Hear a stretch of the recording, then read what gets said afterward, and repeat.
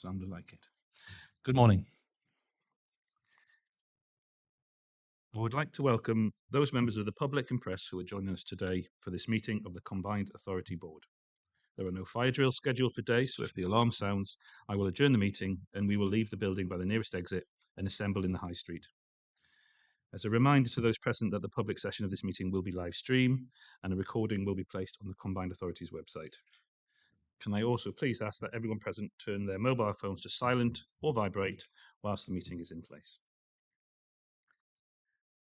As always, I welcome and value the views of all board members during our debates. I do reserve the right to exercise my discretion as chair during the course of the meeting to determine the time permitted for speeches and the number of speeches to be made by any member or officer in order to manage the meeting efficiently. And bearing in mind we have some significant time pressures today, I'd appreciate if we bear that in mind. We do have one key decision report which has been added to the agenda after publication in accordance with special urgency arrangements set out in the Constitution. This is the local transport model full business case for 2023, and we will consider that as the first item of business at part 5 of the agenda, Combined Authority Decisions.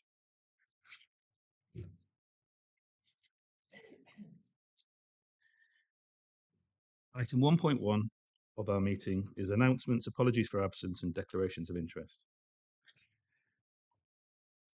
It's very, very good to be here. And in being here, I'd like to begin by paying tribute to my statutory Deputy Mayor, Anna Smith, for stepping in and leading the work of the Combined Authority during my time away to receive medical treatment. I'd also like to welcome a number of senior officers who are joining us today for the first time. Nick Bell is our new Executive Director for Resources and Performance. Richard Kenny is the Executive Director for Economy and Growth. And Kate McFarlane is the Head of Policy and Executive Support. And Alison Marston is the Head of Democratic Services. We are delighted to have you joining us. There are a significant number of items on today's agenda relating to transport. This reflects the amount of work being undertaken by the Combined Authority and its partners in this area. Since the board met in January, the Combined Authority has been successful in attracting significant additional funding for the area. This includes 47.85 million levelling up fund round to working with the Peterborough Station Quarter, 169,000 for local transport fund 2 money to assist in the development of the local transport and connectivity plan, and then recently an 89,000 local vehicle infrastructure capability grant that will provide the much needed additional resources to enable the Combined Authority with its partners to make a bid for local electric vehicle infrastructure funding later in the year. I'm particularly pleased in my absence that the relation to active travel, we have now appointed an active travel lead who will be in place early in the summer. They will be tasked with establishing an active travel scrutiny group that will examine all our schemes and initiatives to ensure we continue to deliver for the people of the region. They will also provide steer regarding the employment of an advocate to push the case for active travel for Cambridgeshire and Peterborough, both internally and externally with central government and stakeholders. Also, in the first review by Active Travel England, the Combined Authority was one of only 30 authorities to be ranked highly at 2, with many authorities scoring only 1. Rating 2 is the recognition that here in Cambridgeshire we are demonstrating strong local leadership with clear plans that form the basis of an emerging network, with elements already in place. The excellence rating achieved by the Combined Authority is critical to all our ambitions to increase walking, cycling and wheeling networks within its mixed rural, urban and city areas. Importantly, the ranking will guide how funding and other resources are allocated. Finally, and perhaps unsurprisingly, I'm keen to talk about buses. The response to the bus strategy, not tragedy, the bus strategy has been extremely positive and provides the Combined Authority with a mandate to deliver against its aims and objectives. As I said at the start, it is brilliant to be back here. It feels to be good to be in the place where I started my political journey, and having had a lot of time to reflect over the time that I've been away, I really am looking forward to working with my family, the family of the Combined Authority, and my family of you here on the board. So with that on note, No more speeches. Oh, sorry, Anna.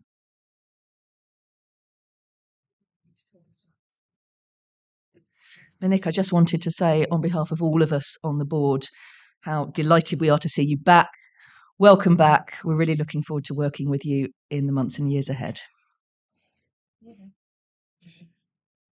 That's very much appreciated, Anna, and thank you again for everything that you did. Would the Democratic Services Manager let us know of any apologies? Apologies have been from Councillor Bowden. There you go. Thank you. Apologies. Apologies have been received from Councillor Bowden, from Councillor Nethsinger, who is substituted by Councillor Tom Sanderson, and from co-opted members Councillor Edmund Murphy, representing the Fire Authority, and the Police and Crime Commissioner, Zarrell Preston. Mr Preston will be substituted by his deputy, John Peach, but Mr Peach is unable to join the meeting until around midday. We also have apologies from John O'Brien, as he needs to leave the meeting by 3 o'clock.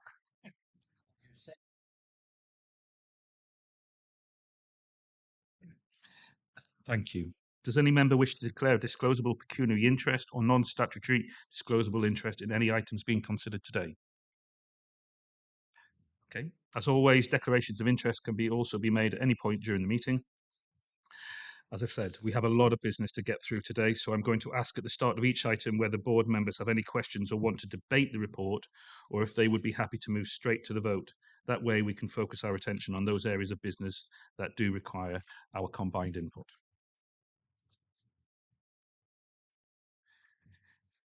There is one change to the published papers, which is to recommendation B, that Huntingdonshire District Council substitute member on the Employment Committee was changed to Councillor Davenport Ray, but now reverts to Councillor Tom Sanderson for the remainder of the municipal year. Councillor Davenport Ray's appointment was accepted by the monitoring officer in accordance with the Constitution. Does anyone have any questions, or can we take these membership changes as noted? Noted. Okay. Item 1.3 is the minutes of the meeting on the 25th of January.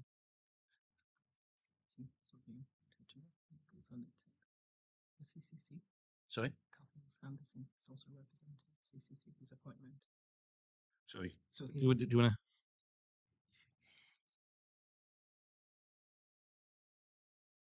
to? Also to mention that Councillor Sanderson has been appointed to represent CCC for the rest of the municipal year, unless it reverts back to the previous, substitute for CCC for the rest of the municipal year. Okay, Thank I see.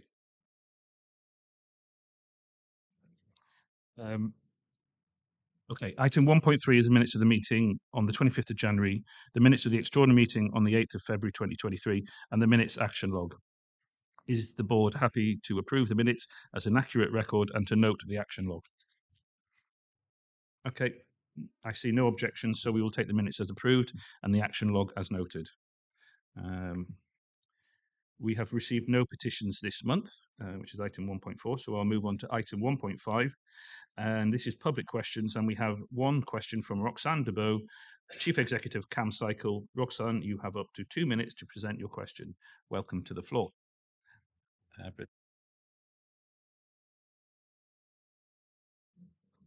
Thank you. Good morning, everyone, and welcome back. Okay, CamCycle, if you don't know who we are, CamCycle is a charity. We represent over 1,650 members, and we work for more, better and safer cycling for all ages and abilities across Cambridgeshire. Our question. In June 2021, this board accepted the recommendation from the Cambridgeshire and Peterborough Independent Commission on Climate to reduce the car miles driven on our roads by 15% by 2030 to help cut carbon emissions.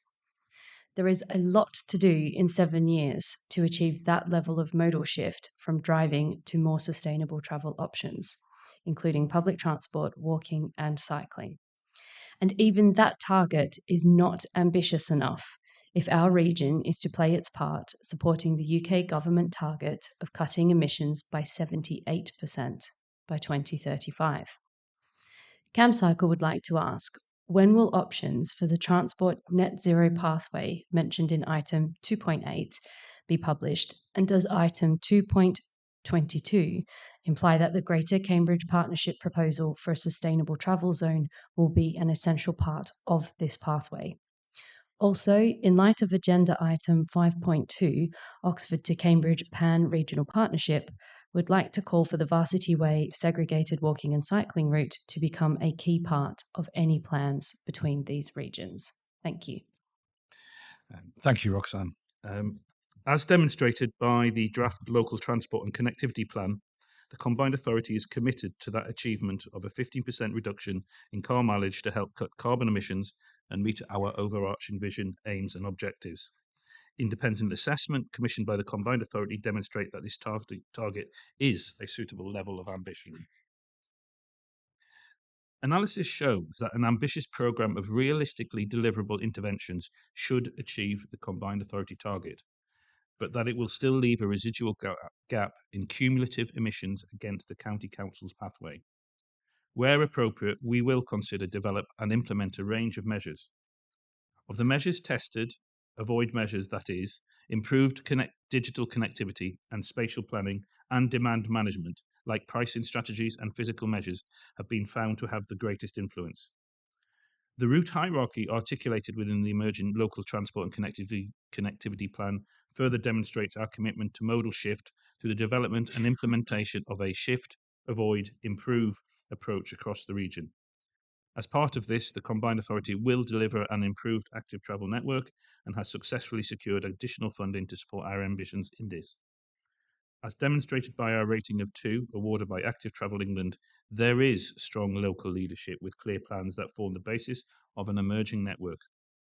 But we must not rest on our laurels, as there is still, as you say, more to do in relation to active travel. You have 1 minute to ask a supplementary question if you would like to. It must, though, arise directly out of the original question or my reply and must not introduce new material.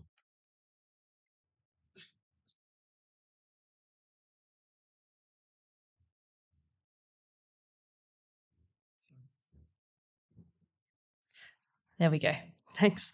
I guess a follow-up question to that would be in two parts. I think, could we have an indication from the Combined Authority around progress towards bus franchising and communicating to the public where you're at with that, how that might integrate with other transport strategies? I just know from the recent big consultation we've had, those pieces between county, GCP, combined authority, and what the combined authority's part to play in that around buses has been a bit unclear. So hopefully that's not too far off my original question. And I'll just say also, thank you very much for the updates. We are very excited to hear that an active travel lead is on the way. Well, first of all, I'll promise you that I will get officers to give you a much more robust answer than the one I'm going to give you. But if I could leave you with a sort of a positive, I think I could say across the board here, how we're going to get to it, I'm not too sure. But bus franchising has always been an ambition for me as I campaigned to become mayor, and ever since I arrived here. It is something that is at the forefront of the ambition of our combined authority, and as we're moving forward, following the actions of our organisation, it's in the name. We are a combined authority. We will need to work closely with Peterborough City Council, the County Council, and indeed all the constituent members, the district councils, to kind of really deliver on not just improvement of bus networks so that we can deal with the issues of rural isolation. We have, over the course of the last year, seen what can happen when the current system fails our community. And I don't think any of us around here want to see that happen again. And the direction of travel is very much one of working together, and at the moment around bus franchising. But a more substantial answer is coming forward.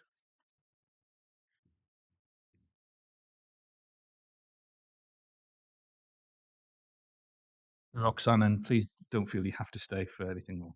Okay, thank you. Item 1.6 relates to the appointment of the new Chief Executive. This report contains an appendix which is exempt from publication under Part 1 of Schedule 12A of the Local Government Act 1972 as amended, in that it would not be in the public interest for this information to be disclosed. The public interest in maintaining the exemption is deemed to outweigh the public interest in its publication. I'm moving the recommendations from the chair as long as we don't want to discuss what's in the appendix. Okay. Do I have a seconder? Thank you. Thank you, Anna. Gordon Mitchell, the interim chief executive, will introduce the report. I'm not sure there's much more to add. The just I guess to note that we had a full process that you would recognise. Okay. Very, very briefly then, as most people will know, we had a full process that is normal for external and open appointments. That began several months ago and went through the process of long listing, shortlisting, stakeholder input, psychometrics, all before getting to the interview which happened the other day. So that's the process, and as you say, there's a unanimous recommendation from the panel.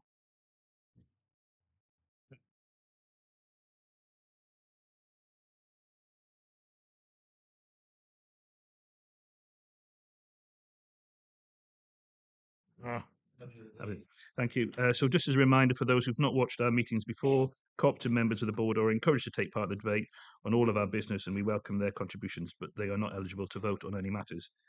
A reminder to the board that we must avoid naming a preferred candidate, but I think we're all ready to move to the vote. Can we votes in favour? It's unanimous, Chair. Thank you. So it's carried unanimously. So some of the basics got through. We can move on to Park 2. Sorry, Alex. Okay. Oh, okay. Sorry, can you do? Can we just do it again? We've got an abstention. I understand, Alex. Fine. So it's 7. 7 and 1 abstention. Okay. We're moving on to Part 2, which is activity highlights. So we'll start with 2.1, which is the Combined Authority Monthly Highlights Report for February 2023. And the interim chief executive will introduce the report and update us on any relevant issues since the agenda was published. Over to you, Gordon. Mayor, I mean, as the pattern is, I mean, this is an attempt to bring some colour to what we do, because in a sense that the meeting is the board meeting focuses on contemporary decisions, but actually the day-to-day work of the authority is so much more and is about implementation of both things that have been decided before and about seeking opportunities in the future with our network. I'm not going to pull out anything that's in the report. I will, just like last time, add a few things to highlight a couple of points and some matters that have emerged since it was written several weeks ago. The first and most obvious one is that the government's budget paper was last week, and in quite an extensive set of announcements and proposals. Several are very relevant to the work of the CPCA. The most obvious is about the very clear proposal to extend and initiate fresh discussions about further devolution. Off the back of the 2 trailblazer agreements with West Midlands and Manchester, which have been long trailed, but they're now being agreed in outline. I think that means heads of terms. There's a year of negotiations yet to go before there are specific agreements with those authorities. But the Chancellor clearly said that it was now his intention to pursue related and similar discussions with all the other combined authorities and extend the programme they've been looking at into other county council areas that they began several months ago. So it's inevitably the case that we now need to begin to focus towards that. I mean, it's clearly been a broad aspiration for quite a long time. We need to find a way of initiating those discussions. There is no sense that there's a pitch to be made anytime quite soon. There will need to be discussion between partners here about what it is that is felt to be realistic and desirable. But it is, in colloquial terms, the long-trailed next set of discussions about devolution are here, and the bus is about to leave. So this is not something we should put off for 2 years. This is something that needs to begin to be discussed and engagement begun with government departments as that is possible over the next year or so. A, a part of that might be that there may be more information about that later this week. The M10 Mayors Group have a meeting with the Secretary of State on Thursday, and I imagine he'll be outlining the sets of things that he's interested in working with combined authorities about, and that will clearly be a potential beginning, very, very early stages of any opening of the doors to have that sort of discussion. Second thing, I mean, the Mayor already outlined some of the funding decisions, external funding decisions that we know about, and there's a slightly fuller list in this report across a range of things. There is more to say, and I won't go through them all, but they have a meaning to them, not just cash that can be used for particular purposes. The fact that there are decisions of different sizes that come through is a measure of the change and improvement that is happening.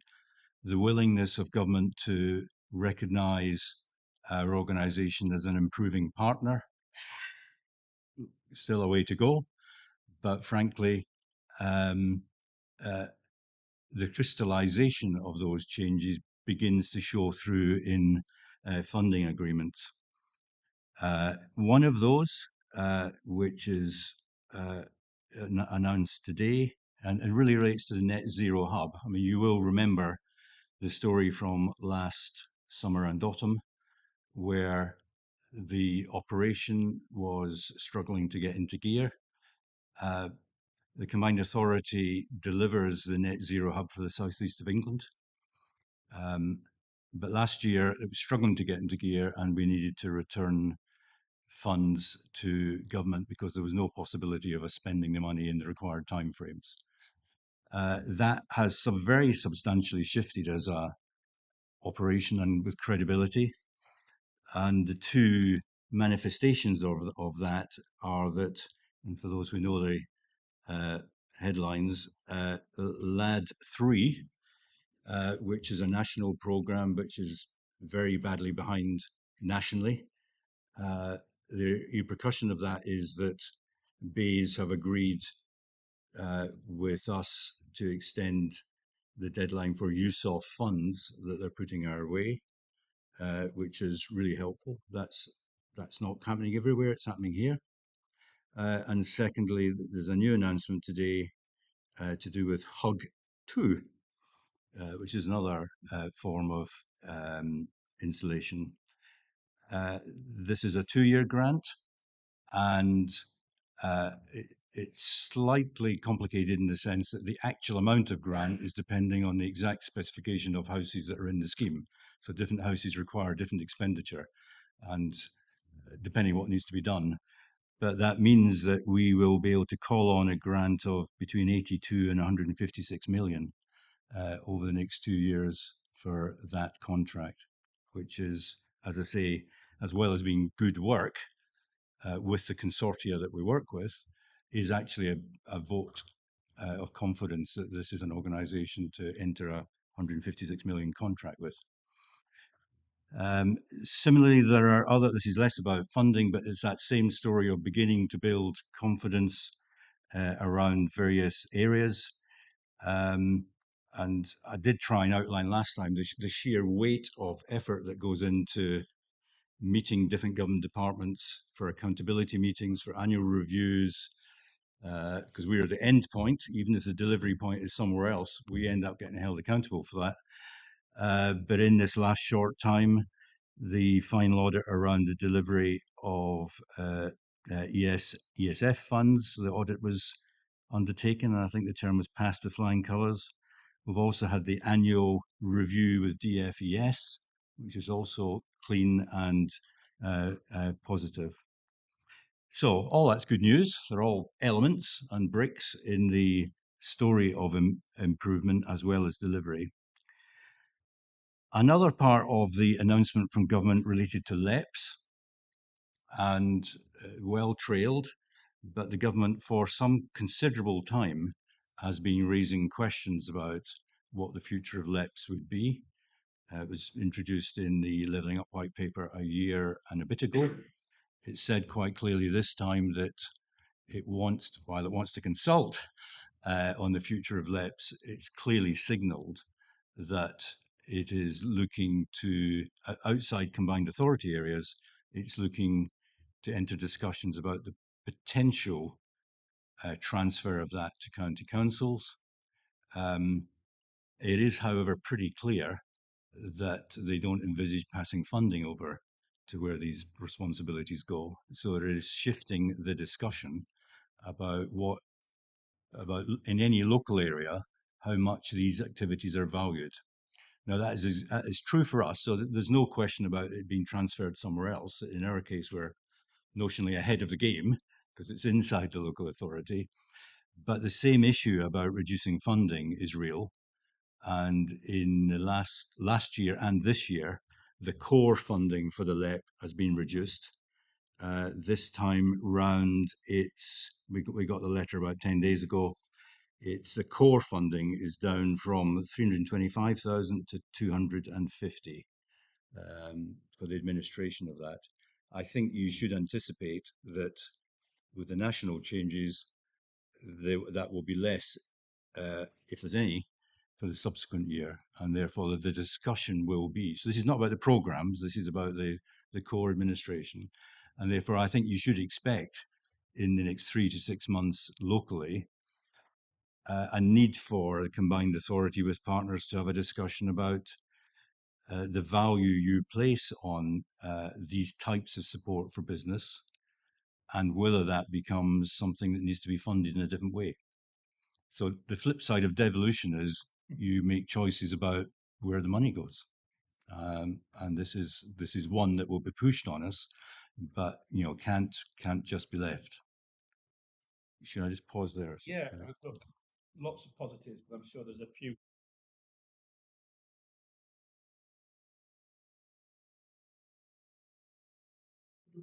Thank you. So there's 3 points I want to make. Right, going to the beginning of what Gordon was saying about a second devolution deal.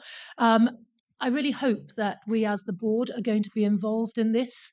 It's going to be, co-produced between us and officers. I don't want the situation where, we're suddenly presented with something in a board meeting being told, this is it, this is what's on the table, this is what's being negotiated, because it's absolutely got to reflect what is important to all of us in our councils. So, if there are discussions going on now, I would like to be involved in those discussions now, please, before anything goes any further. All right. So I think that's really important that we all, the vision has got to be our shared vision.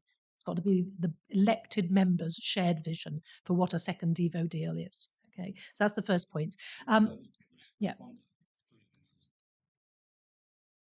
Temporary issue. I mean, I did try to address that. I mean, clearly, any deal that is ever negotiated will be your deal. But I do think the important fact is, things move on. It doesn't happen at our time frame. The government has said it's going to look to introduce discussions. The reality is this will take a year and a half. I don't think there should be any illusion that because the combined authority says, oh, yes, of course we'll want more devolution, that somehow or other you're anywhere near even discussing the reality of even one strand of that.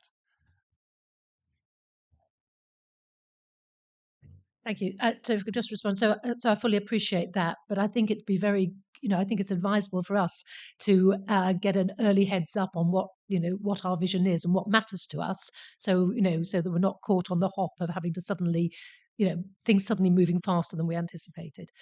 So slightly related to that, I've got a face-to-face meeting on Tuesday with Lee Rowley and the MP for local government in Marsham Street, talking about devolution. It's with one of my LGA hats on. I think there's only 3 of us meeting him from each of the 3 major parties. So, if you want me to, go with a combined authority hat on as well as my district council hat, I'm there representing all the Liberal Democrat district councils in the country. But there's no reason why I can't have two hats there. You would like to come back on that?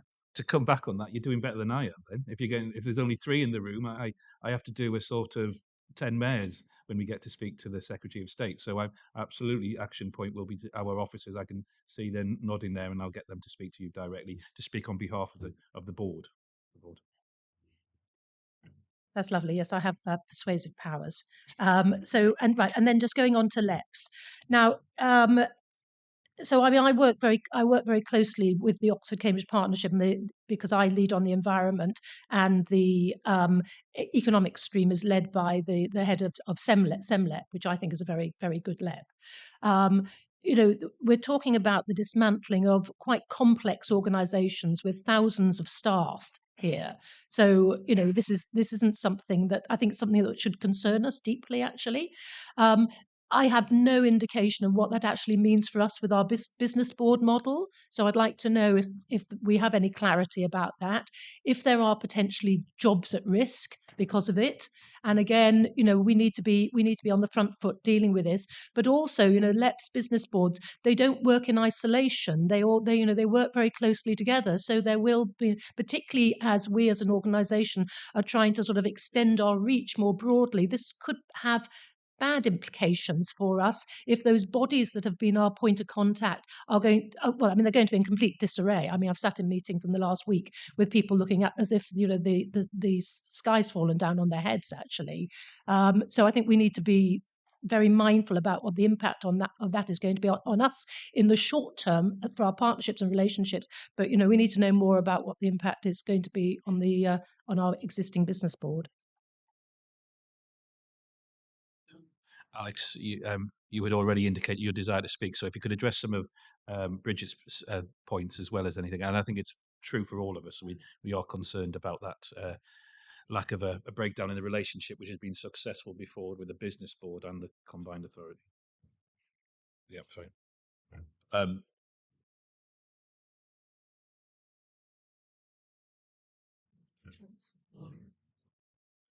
on. Sorry, can't see. Thank you.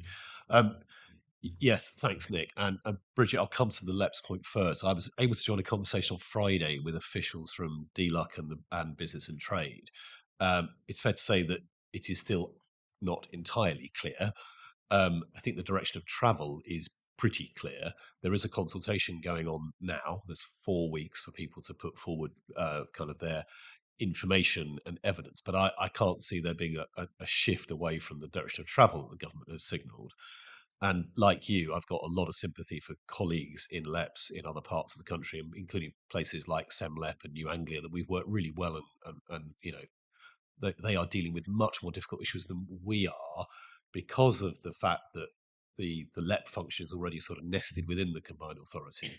Some of those structural shifts are less difficult for us to deal with than for those colleagues in those organisations. So we're sort of fortunate ourselves in that regard. It doesn't in any way mean that the difficulties for those organisations are any less, nor that we shouldn't be, as you rightly say, concerned about how we work with those other parts of the country, because I think there's going to be quite a period of instability in those areas, and we need to try and find ways where the functions can keep going, notwithstanding those difficulties. And things like the Oxford Cambridge work, the Pan Regional Partnership, is going to be stretched for a period at least. Now, I'm hoping that we land in a sensible place after the review that's coming. And as I said, we are not as badly off as others, particularly on the structural bit. But as Gordon was saying, I think our focus should be on trying to ensure that we remain clear-eyed about the things we think matter most for us in this area, and that the funding for those functions and those activities is maintained even as we seemingly move away from the local enterprise partnership structure that was put in place back in 2010. More to come out after the back of that sort of 4-week review. There was a lot of concern on the call from LEP chairs, as you would imagine, and the officials were doing their best to sort of receive that. And yeah, I don't think it's going to change, but we are probably slightly better off.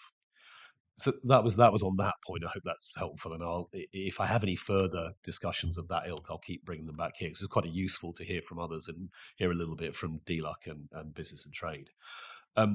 2 other points, if I may, Nick. The first was just to say, Gordon, I think the highlight report that you do here is a really helpful update. I think it does bring some colour and life to proceedings, and I urge that these continue. I find them very useful, at least. The third point I wanted to make was around, you touched on the investment zones.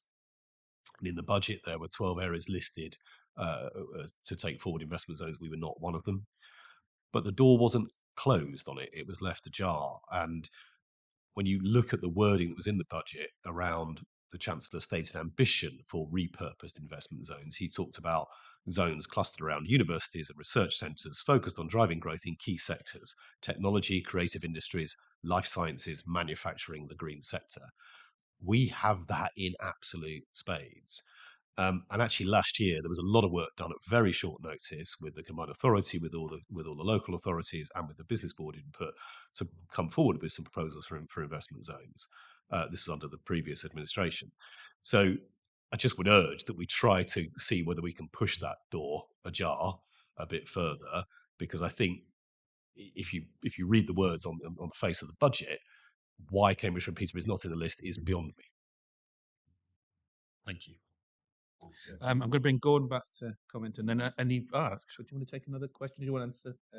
Oh, wait, A short answer. Okay, Gordon, and come back, and I'll come back to you. Yeah. Yeah. So on my understanding, like lots of things, the detail will gradually emerge over many weeks. On investment zones, there are a couple of things that are clear. One is it's an entirely different approach than the one that was announced and that lots of us put in expressions of interest about months ago. So it's not by bidding at all. And along with the budget papers was quite a chunky paper on how the assessment and choosing of the areas was arrived at in line with government objectives. But as you say, yeah, there was an absolutely clear line in the document and speech about open to other discussions on the basis of our range of ideas and connectivities and pitch. Two final points just before going to Wayne. One is that the outline package that's said to be available of around 80 million is a mixture of measures rather than lesser than grant. So it's not really quite 80 million in the cash terms, but that would be different places.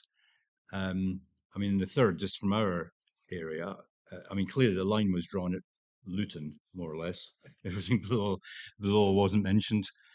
While it's crystal clear that under the previous rules, you would have expected Riverside and Peterborough to be an obvious candidate, as well as other potential places in CPCA area. The general issue that clearly a number of people were very unhappy about in the previous proposals was the regulatory loosening of environmental impacts. None of these things are now on there. It's all open discussion about what's possible. And just finally, Richard, who started with us, has had some involvement in other parts of the country around related activities. And as a headline, he has been reflecting on some of the documentation that we put together in a hurry under the previous amount, and I mean, effectively saying, yeah, that might be a first paragraph on a credible pitch and deal, but the scale of work and assessment to get a credible proposal is really very substantial. Starting point is, can we get in the room to have a discussion? Then there's an awful lot of work over quite a period of time if we're doing that. Okay, thanks, Mayor. Councillor Fitzgerald, Wayne.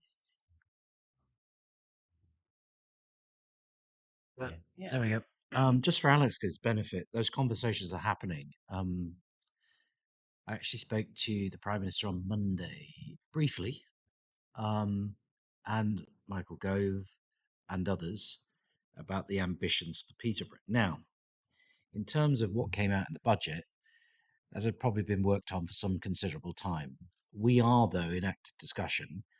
I'm not sure, Gordon, if who is plugged in here to those discussions that between my teams in Peterborough about, and I'll use that term loosely, investment zone. It's how it's framed, because we would be very keen, particularly linked to the university and others. And those conversations are certainly happening within my authority, and they have gone to government. Probably too late for this round, but it's not dead in the water. Again, I'm off to Birmingham for our spring forum, and I'll be pressing the case again with ministers this weekend. And also, I have the Levelling Up Minister coming to Peterborough in April, Diana Davidson. So again, I'll be pressing the case there. But it's ducks in a row, all the things aligning.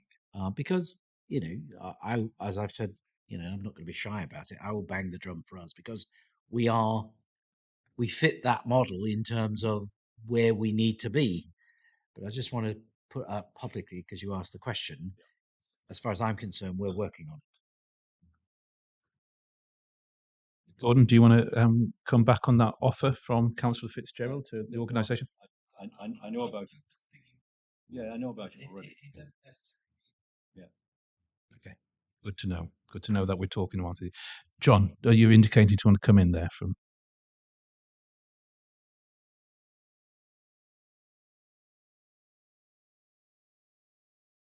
Sorry. That's it. Thank you. Sorry about that. Part of the induction process. Really interesting news about the Trailblazers, and obviously it's going to take the best part of a year for Manchester and the West Midlands to actually agree what a single settlement might look like. But that potentially is really far-reaching for all combined authorities. And I guess it's just the sense of how important it will be to make sure that we are in the wave of the next set of discussions for that, and that you know, that we're not pushed further back in the context of the best value notice and those issues. So I guess just the importance of making sure that although this is a few years away, that we're absolutely having that, because I think that potentially is really interesting. I'm opening up to anybody else want to make any comments? Anna, sorry, Anna, come in, please. Just for clarification, really, if Gordon can help us on this, my understanding is there's quite a difference in tone between these two Devo deals, because the first deal was really about local authorities kind of, it was devolution upwards almost to a combined authority, whereas what we're looking at here is drawing down greater powers from government to the region that wouldn't be available to district or county councils, but would be available to mayor or combined authority. So this is about increasing the powers available for a region rather than necessarily reducing local council powers. But I wonder if Gordon could just clarify that. Well, I think that's the framing of it in the plan. But clearly, any government is going to pursue discussions on things where it wants to see a difference made. So I think I think it's less a principle issue, you know, in my personal view, it's less a principle issue about devolution and more about alignment between a local area like a combined authority and government. I mean, government will, you know, in the end, government wants to see its policies implemented and furthered. And that's just the reality of that negotiation. It's not, there's not some other separate issue. You know, what will be possible to agree will be somewhere in the middle between local aspirations and what the government of the day wants to see pursued. Okay, well, I want to thank you, everybody there, for contributions. It is actually a report for noting, a very positive report, but obviously a lot for us to think together about going forward and working with our officers and constituent officers and constituent authorities. No votes required, so we've noted the report. Thank you. We now move on to part 3 of the agenda relating to finance. 3.1 is the Budget Monitor Report for March, and item 3.2, Treasury Management Strategies for 2023 to 2024. They were published as late reports on Wednesday the 15th of March, and I accepted those late reports on the following grounds. The reason for lateness was that the publication was delayed due to the report authors awaiting clarification on review points from officers to enable the Executive Director to sign off the reports.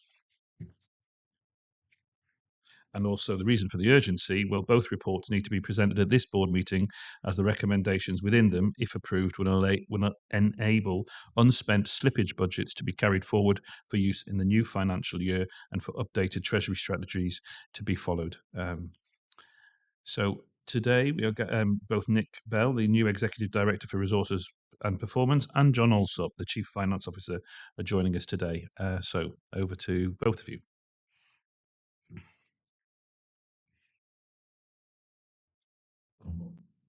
There we go. Thank you.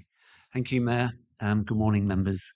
So the main purpose, excuse me, of this report is to, first of all, provide members with an update on the financial position of the combined authority with revenue and capital forecast outturn figures against budget for the year, based on actual expenditure and income to the end of January 2023. And linked to this is the request for the board to approve slippage in principle of approved unspent budget to be carried forward from the 22-23 financial year into 23-24. And the board is also asked to approve the merger of 3 budget lines in the adult education budget as recommended by the Skills Committee, and to note a correction to the net zero hub budgets. As reported in previous budget updates to the board, we are forecasting significant underspends against both the revenue budget for the year and in the capital programme. In revenue, we have been highlighting underspends in the net zero hub and skills boot camps, and the reasons for that in previous reports, and these are highlighted again in detail in Appendix 4. A significant amount of work has been done to understand forecast underspends and to ensure that forecasts are accurate and realistic, and to minimise the level of optimism bias in the reporting. While some slippage and delays to often complex capital programmes are unavoidable and unpredictable, there have been a number of key themes that have emerged that we will be working to address with the help of constituent councils, colleagues, and delivery partners. And whilst a considerable amount of work and activity and delivery is taking place across all of the combined authorities' work streams, we need to ensure that, firstly, budgets are realistically profiled, and that accounting systems and information on delivery is better communicated and reported in the accounts. And there are a number of wider pieces of work, including within the improvement plan, and being carried out by our internal auditors to understand better the underlying issues and to identify areas for improvement. So the table under paragraph 3.1 shows a forecast underspend in year of £23.4 million, of which 12.6 million is requested to be carried forward into 23-24, and the breakdown of that figure is shown under paragraph 3.5. An analysis of the balance is shown under 3.6, which is made up of some true favourable variances, for example, better than expected investment income, some ring-fenced balances which will be carried forward in reserves, and other grant budgets that will now not be used, such as relating to the net zero and skills boot camps. Tables showing the capital programme forecast spend are shown under paragraph 5.1, with again the detail of all material variances being shown under Appendix 4, with the capital projects requesting approval for slippage listed under paragraph 5.7. In addition, there are 9 capital subject to approval budget lines with earmarked funding for 22-23, which have not yet come to board for approval, and so again are requesting slippage into 23-24. But in the majority of these cases, they are projects which have taken longer to reach the initial funding gateway than was originally envisaged, and none of which are time sensitive, so there's no risk of funding clawback from these projects being delayed. I think Nick wanted to say a few words on the approach to dealing with some of these issues going forward. Thank you.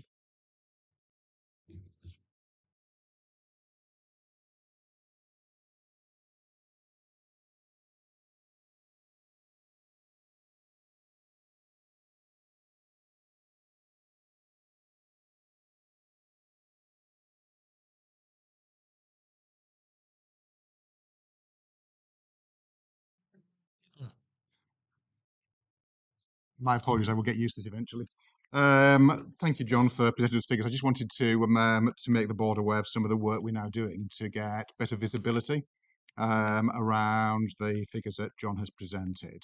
I think, as he mentioned already, there's an internal audit review that was already being commissioned from RSM. But also just to make the board aware that there's a number of different areas and issues that we're now working with to ensure that we've got more up-to-date figures and speedier coming through. So the first thing is I've started a discussion already with the chief finance officers in other constituent councils to try and ensure that we've got a better visibility of projects as they actually happen on the ground. And therefore we can start to report that information faster through to the board.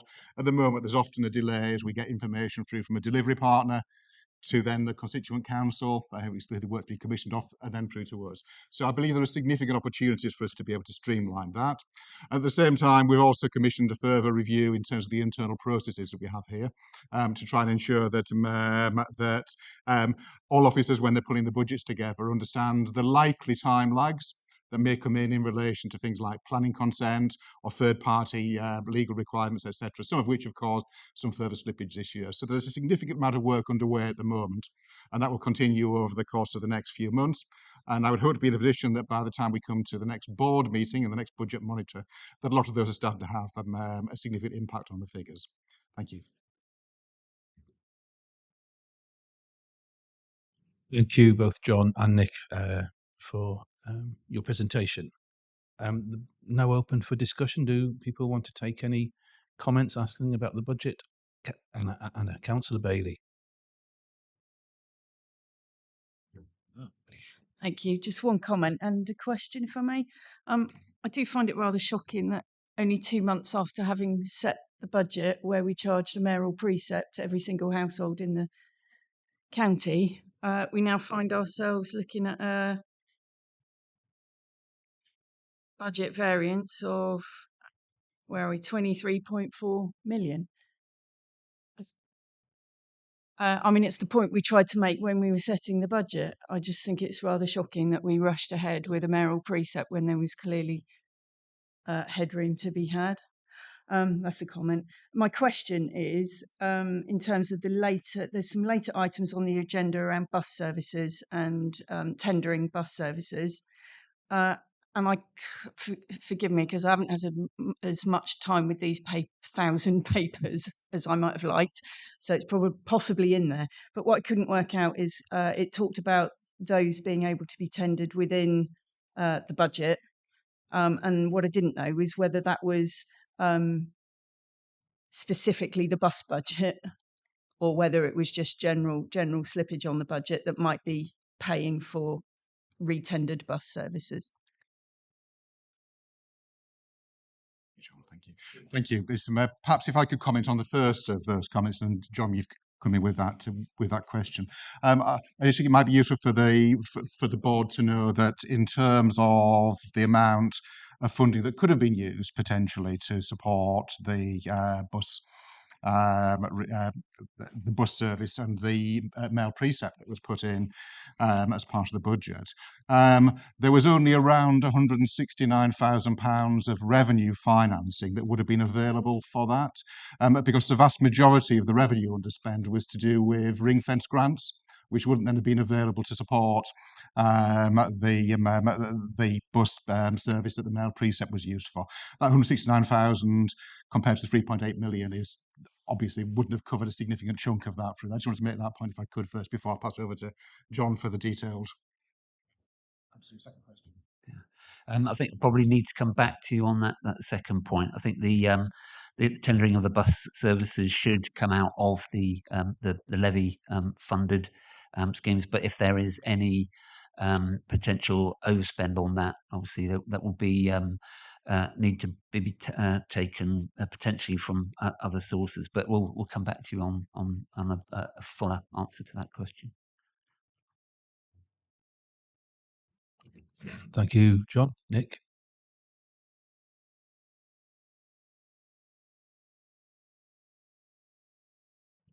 Okay, no other questions.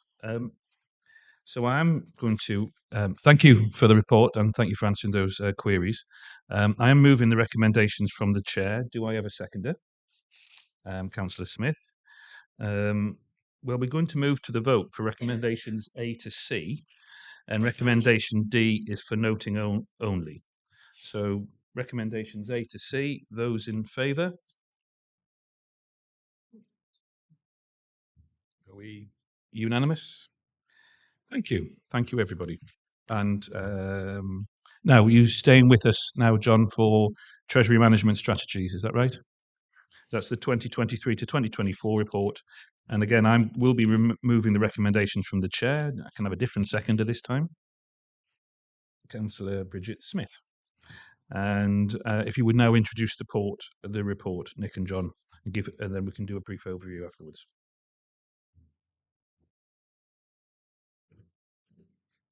Thank you, Mayor.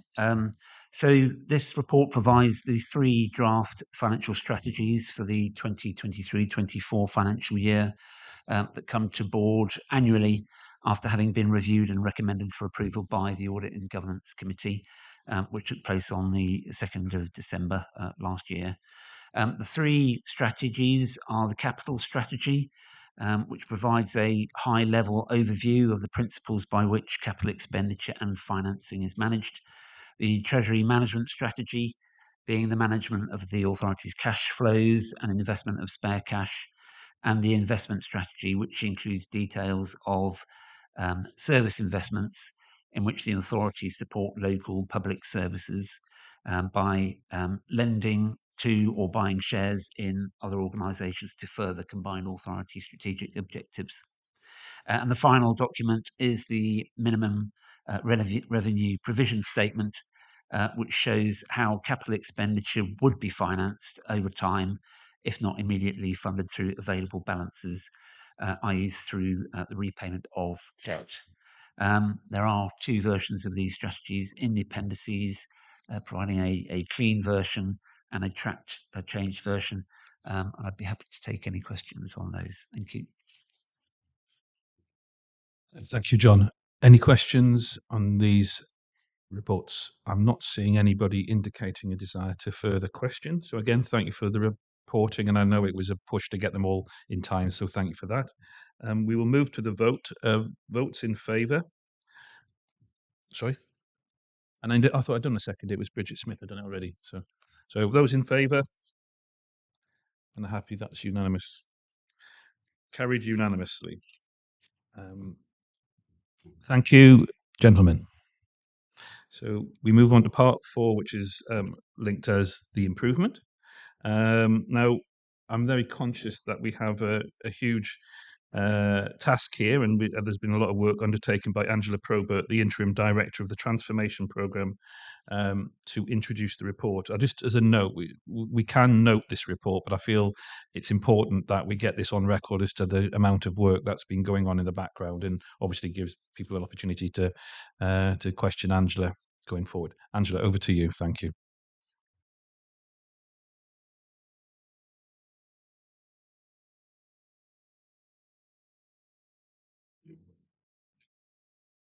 Perhaps this should be part of our improvement about learning to and using the speakers. But no, seriously, thank you, Chair. The report that you have sets out progress against month 4. That's the regular update that we have been providing over the last few months. But it also provides for board the outcomes that have been delivered at the end of a 3-month period following outcomes that were set out in the Chief Executive's report in October 2022. It shares with you the stocktake that we've done and also matters relating to the Independent Improvement Board. Chair, I'll just focus briefly on the outcomes that have been achieved over the last 3 months that are set out in the report in paragraph 3. And what I wanted to share as a precursor to just briefly picking up a few things is that the progress that has been made as a result of teamwork, of collaboration across the executive team, the project group, and the chief executives from constituent councils. And what has been put in place are the building blocks for the future improvement that we now need to focus on. There are a number of reports on today's agenda that bring some of those outcomes. The governance and the constitutional arrangements are on the agenda today.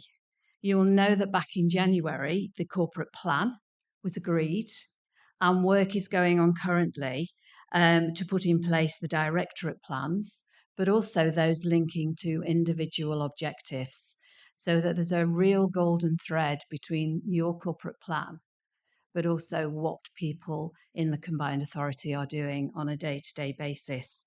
And built around that are the values that, again, you agreed back in January. And those values have also been used in the recruitment of the executive directors and also with the chief executive, as the chief executive shared earlier on. There is now a senior structure in place with the executive directors commencing. There is support for the mayor in place. The chief executive recruitment has taken place, and we now have a more stable workforce. As set out in the report, the vacancy rates have reduced to 5.7% from just over 13% since September, with more permanent appointments being made. There is more to do, but progress over the last 3 months, as set out in the board report in October, has made good progress.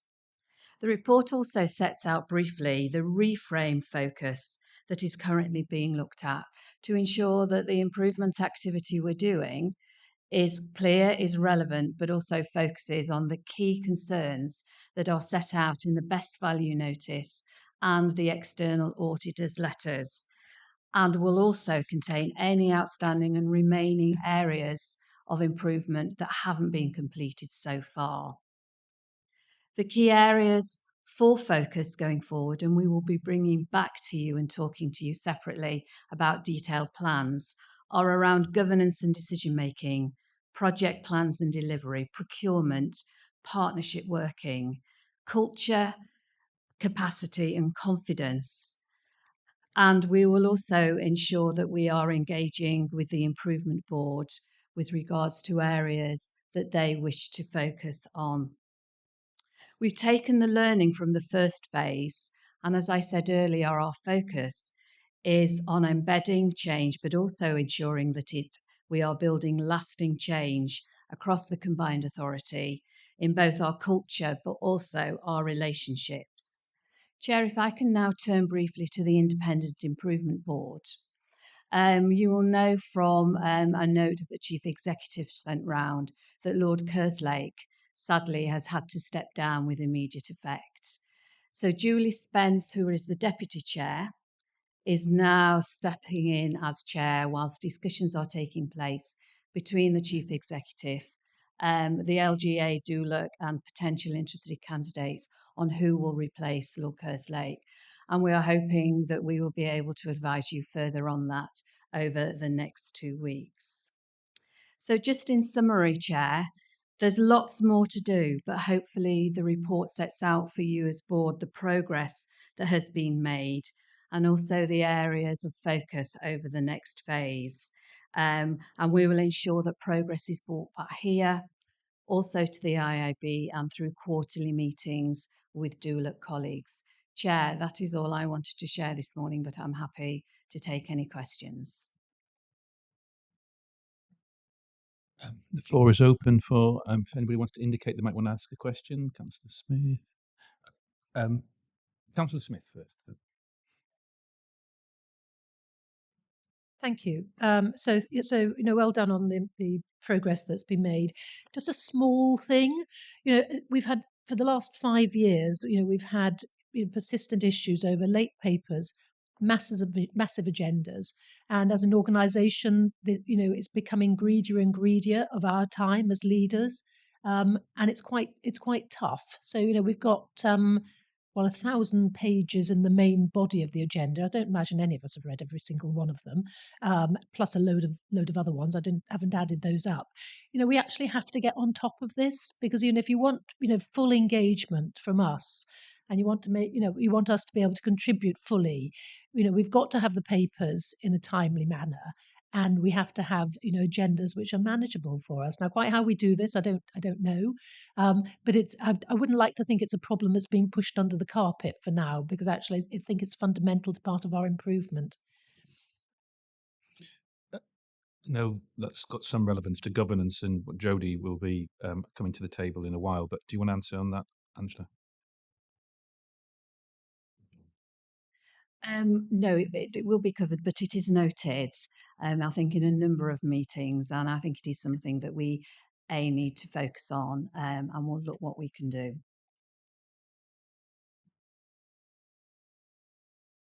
So, Councillor Bailey. Anna. We're getting better at coordinating with microphones. Thank you. And I just wanted to say how very sorry I was to hear about Lord Kerslake and to thank him for what he already did and put in place in his early work. And just one question, really. I was just a bit surprised in an improvement plan update not to see any reporting back on the governance breaches that have taken place. I've noted some sort of one-line comments where you're looking into procurement issues or something, I think it said. But I would have thought, I've seen in terms of the first governance breaches that took place with the Ting contract, I have seen an extensive, action plan with a lot of activity against it. I believe there's something floating around, although I haven't seen it, in terms of the other bus services that were tendered, where we had to have a retrospective decision at board. But I just think they were governance breaches, and I'm just rather surprised not to see them. If we're an open and transparent organisation, we need to be clear when things are going wrong and what we're doing to put them right. And I think we need to just share that information. Sorry, maybe it's a case that this wasn't the right paper or something. I don't know, but. Do you want to come back on that, Angela? Obviously, we need to get a proper answer to that question, but I don't know if you can give it. Yes, it is noted. There has been correspondence regarding that matter. Nick Bell, the new executive director, did share with board earlier that there is reviews and work going on with more broader procurement matters, and so it will be picked up with that. But information that board members have asked to be forwarded on to the IIB in terms of concerns have been passed across. Thank you. Alex did have his hand up before. Anna. Alex, do you want to go? And then I'll go to Anna. Finish off. Okay, thank you, Nick. I suppose one point to echo what Bridget was saying. And this will be true for an incoming chair of the business board who's trying to find time in a busy schedule to get their head around this stuff.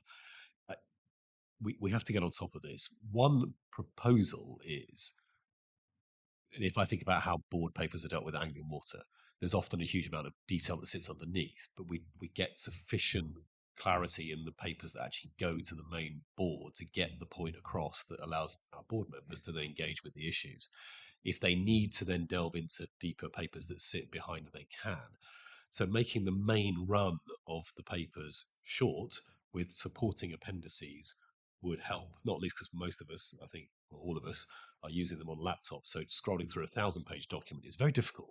Scrolling through a 50-page document is feasible. Even a 100-page document is feasible. So just as it's a build on what Bridget was saying, but hopefully a constructive suggestion as to how that might work as you try and take this stuff forward.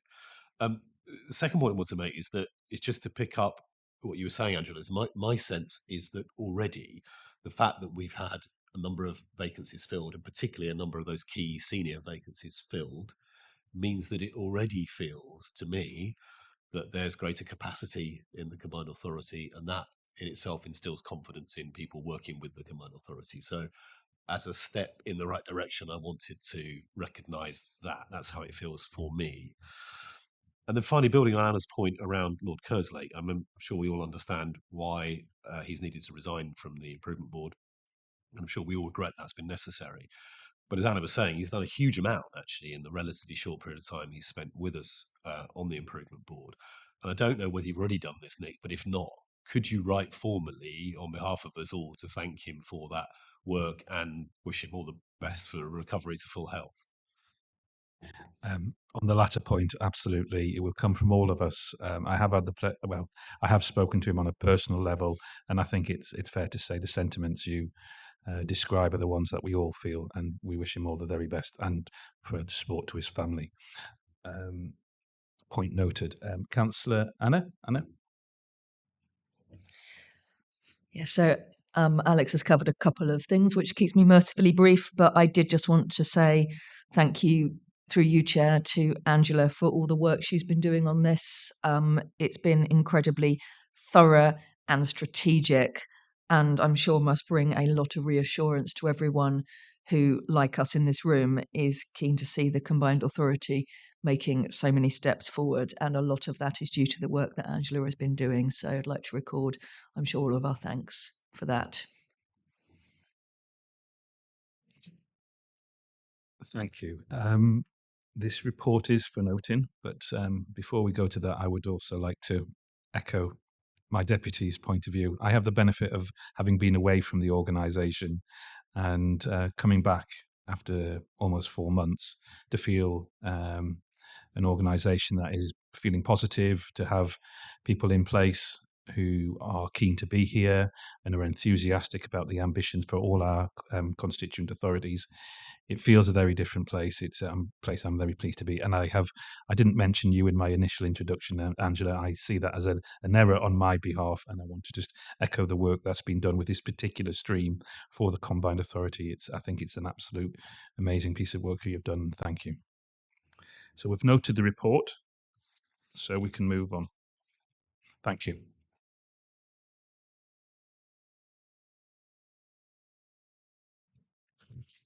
Now moving on to some of those combined authorities governance arrangements. So just before we look at the detail of the report, I'd like to advise board members of a correction to the voting arrangements. If approved, recommendations A, B, C, G, H and I would result in changes to the Constitution. As such, these are subject to special voting arrangements and would require a vote in favour by at least 2/3 of members or substitutes present and voting. On that note, I would like to bring Jody Townsend. Oh, he's on. Sorry, I'm looking from the room. Sorry, Jody, you're virtually with us. So could you introduce the report, please? Good morning, Board, and apologies that I'm unable to be there in person today. I do have a positive COVID situation at the moment, so apologies for that. Taking you back to the review of governance, which was endorsed by Board in July 22, that provided recommendations designed to reshape the governance framework at the combined authority. The improvement plan that then followed, which was endorsed by Board in October 22, incorporated and built upon the majority of those review of governance recommendations, and it set out specific governance outcomes to be developed and proposed to this board.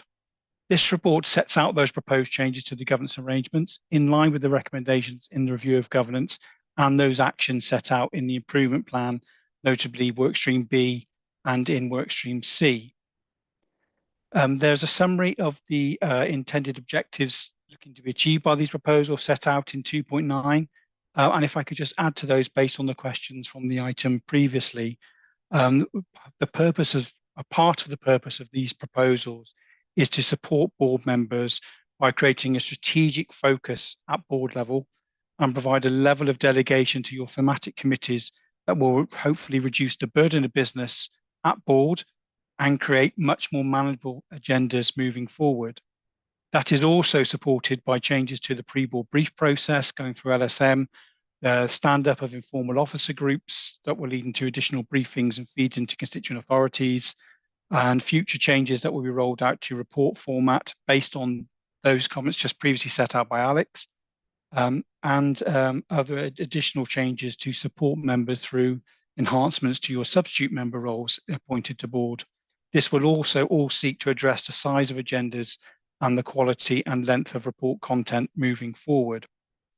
I won't go through the report in too much detail as it's been discussed with the majority of you many occasions, but I would just like to add particular thanks to Councillor Edna Murphy, who's not present at the meeting this morning in her lead member role as your lead member for governance. She has provided valuable guidance throughout the process of developing these proposals and to the content in this report.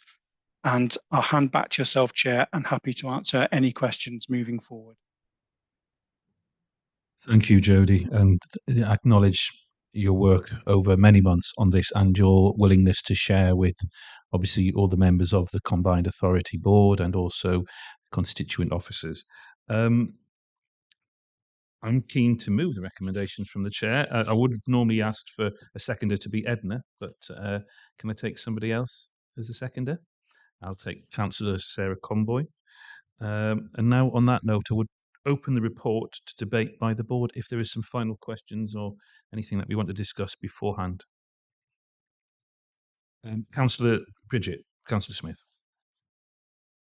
Thank you. Could I just ask a question of Alex Plant, please, through you, Chair, just about the membership of the business board, because I see you're going to be reviewing the terms of reference and so on.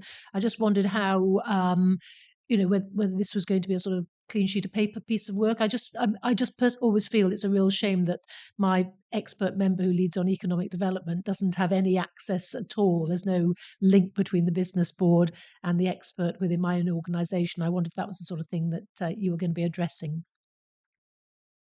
Obviously, it's addressed to you, Alex, but I think I might also bring in Jody there because I know he's got some input. Can I, maybe to you first, Alex?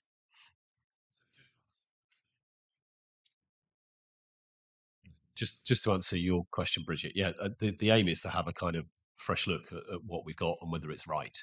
That will also pick up some of the conclusions from the discussion we had in this room before Christmas as a joint board, which talks about trying to ensure we've got that balance and we're picking up the SME constituency from the business voice, the not-for-profit sector as well. There's also a question about how we increase the number of democratic voices as well as part of it. So no answers to that yet, but that's the general direction of travel. I mean, Jody, you may want to add, but I think that captures some of the conversations we've had, and there's the conversation we have with the business board is supportive of the direction we've got here as well.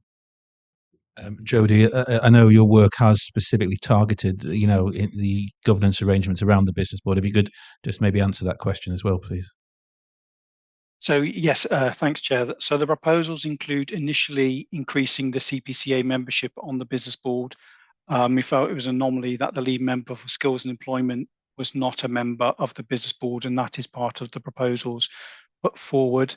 We've had lots of discussion with Alex and the business board around membership, going back to the review of governance findings, and obviously looking to develop how the business board ways of working will operate moving forward. The report does include within it a request for the business board to consider its future membership, specifically about how it delivers appropriate sector representation in line with the CPCA corporate plan requirements, also to consider wider geographical and small business representation, voluntary sector, and other elements which are also picked up in Appendix J in the Metro Dynamics review on the future role and responsibilities of the business board. This work should obviously be done working with the business board and led by the business board, and will subsequently kick off post this meeting. Thank you, Jody. I'm looking around if anybody wants to make any. Oh, Councillor Anna, Councillor Bailey. Just a question. Well, just thank you to Jodie. I hope you're feeling well, Jodie. um, thank you to Jodie for what's been an enormous piece of work over a very long period of time, carefully and thoughtfully done, I think. And just one question.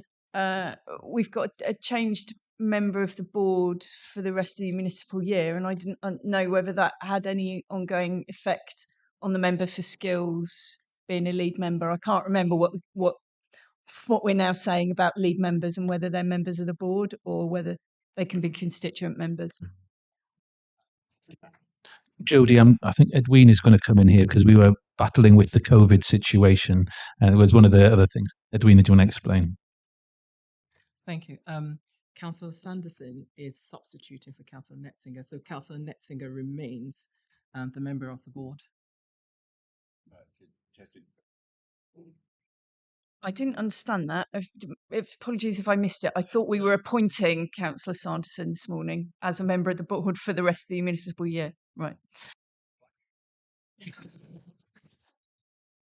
Thank you, Jodie. Are there any more questions with regard to this report? Okay, in that case, we will move to the vote. Special voting arrangements apply, as I say, to recommendations A, B, C, G, H, and I. So, Monitoring Officer, will you confirm the outcome of the vote? Those in favour? Unanimous, Jodie. You should be very proud of yourself and the work you've done. Thank you. I'm mindful we've about just got the final item, which is the review of the Constitution, which actually takes up probably the biggest bulk of the pages of our pack. We're currently sitting at 11:20. I'm thinking we can move on, do this one, and then maybe take a break after that. Are we okay, everybody? Okay. So, with item 4.3 is the review of the Constitution. Edwina, you've already had a starring role, but can you now come in as the interim monitoring officer and introduce the report? Thank you, Chair. The Constitution has within it a requirement for regular review and updates, and as part of our improvement process and the review of governance, there is this constitutional review being done. The draft Constitution as it is has been presented to LSM and ANG, who have who support the changes. Also, the monitoring officers of the 7 constituent authorities were sent the draft constitution for their comments, and thanks to the monitoring officers, 4 of the monitoring officers have made comments which have been considered. The I don't really want to go into a lot of the report unless members want to, but the purpose of doing this, like I said, is that the Constitution is a living document. It needs to be reviewed regularly. The new protocols that have been included in the draft Constitution to do with social media protocols, data protection, complaints procedure, which has not been finalized. Also, terms of reference for the new subsidiary company shareholder board. These are the new things that have been added into the Constitution. Clarity on members of the board being able to ask questions. Also a referral mechanism to audit and governance on issues and other committees. So those are the main highlights that I wanted to point out to the board. I'm open for questions. Thank you, Chair. Thank you, Edwina. Well, I will be moving the recommendations from the chair, so I will require a seconder. I think on this, could I have my deputy? Thank you, Councillor Anna Smith. But of course, it's a very big report, some substantial changes, but as they say, a living document, so I'm sure there may be some questions, or if not, we can move to the vote. And Councillor Bailey.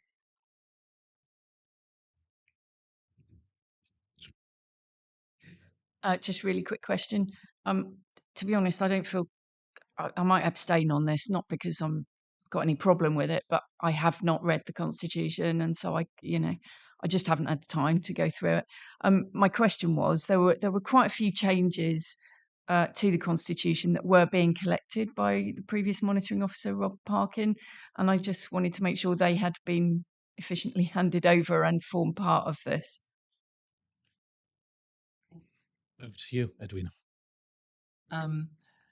No, I believe that Rob Parkin had done some before he left, but I've been assisted with Robert Fox, who is on the line, and I was working with Rob Parkin at the time, and we've both gone through the Constitution to ensure, probably they're in there, but I can't say for certain. Are we okay?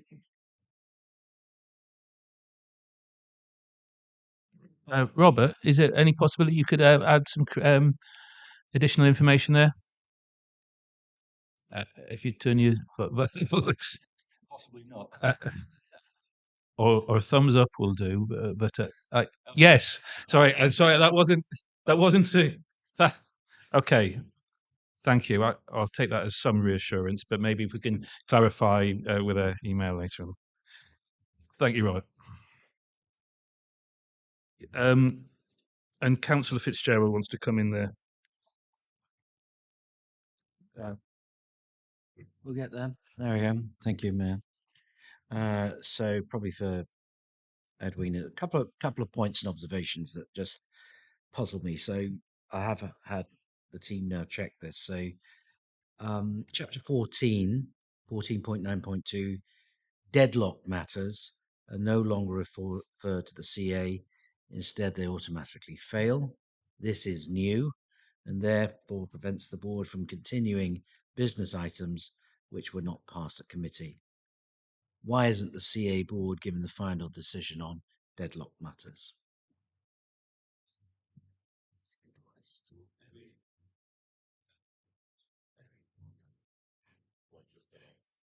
Do I have to switch off? Sorry, go. Right. So the reason is because when a matter comes before the board and it comes to a deadlock position, then my view, having looked at other combined authority constitution, is that the matter fails because the board has been unable to achieve a consensus and agree the matter. The alternative will then be to bring it back. As it's in the constitution at the moment, it's not really clear. It just says when there is a deadlock. I can look for the exact wording. No pressure. Yeah, so what it says is that if there's a deadlock, the matter shall be brought back to the next meeting of the Combined Authority Board. That's what it says now. But this is just saying that if there is a deadlock, then the matter fails. It doesn't go forward because that's what's happened. For clarification, that doesn't mean that the matter can't be brought back at a later time. It's just specifying exactly what happens because there have been circumstances in the past where it's not clear what happens when there's a deadlock. Does it fail? Does it not fail? So it was really more for clarity.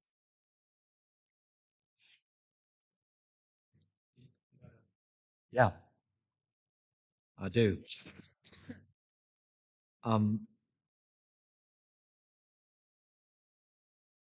The other stuff that's been raised for me, I'm content with, but chapter 3, 5, and 11, the mayor is now entitled to speak at executive committee. What's the rationale for that change, by the way? What's the thinking behind that? Because that again is new. Thank you, Councillor Fitzgerald. This is just to allow the mayor to formally take up his position as a non-voting member of all committees, where he's entitled to do that, and where he's not already a member of that committee as of right. It's to allow the mayor who has been elected, I suppose, to lead to and has should be able to looking at other constitutions, not as a voting member, just as a right to speak. Okay, I do understand that. You've answered the question. You've got it from other constitutions. What I would say in my authority is that leaders, for example, group leaders, can speak at committees and others, even if they're not a member. So I don't have a problem. I was just trying to understand what the thinking was. I'm not saying it's wrong, and it doesn't matter. You know, it's whoever it is. So that's fine. And there are questions from members on the CA board on matters not agenda items must now be on notice to yourself as the monitoring officer. Again, have you taken that from previous constitutions or other constitutions? It just removes the members of this board to raise ad hoc matters. That's all, which is a change. We won't be. Well, we are actually allowed, but this change forbids it. Thank you. That's not actually the case. So as the constitution is drafted, there have been circumstances where members have tried to ask questions because the constitution is not clear. That hasn't happened. So what I've done is actually add in 5.33.2. Yes. So now members of the board can ask questions as long as that item is under consideration, and can ask questions and minutes of committees and the board without notice. But then if they do want to ask a question on notice, that's the section that you've just highlighted. But if you look at the constitution as it is, members have to, if they want to present a motion, they still have to give notice to myself as the monitoring officer. So it's not miles apart from what's in the constitution now. I've just clarified and added mechanism for members to ask questions of other members and the mayor and other chairs of committees. You're fine. Councillor Anna, you want to come back with another? Yeah, it's on the same thing. Okay, fine. Sorry, just for clarity on that subject, because it was me that I wanted to ask questions under public questions. I wasn't allowed to because I'm not a member of the public, I'm a member of the board. And because the item wasn't on the agenda, potentially, then there is no opportunity for a board member to ask a question, which is weird because you've got less rights than a member of the public who can rock up and ask any question that's within the purview of the CPCA. Sorry, can you just explain to me what the changes do? Does it facilitate members to be able to ask questions that are not on the agenda relating to items on the agenda? Is that now allowable? So what this does is it allows board members to ask members on items that are on the agenda under consideration, and on any minutes of, well, that if that's without notice, so that's the without notice situation. So you can ask those questions without notice. But if you do want to ask a question on notice, then for board members, you can ask any questions as long as it has been submitted to the monitoring officer 4 days before. And I'm just trying to find them. Yes. So yeah.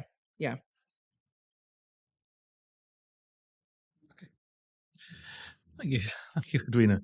Did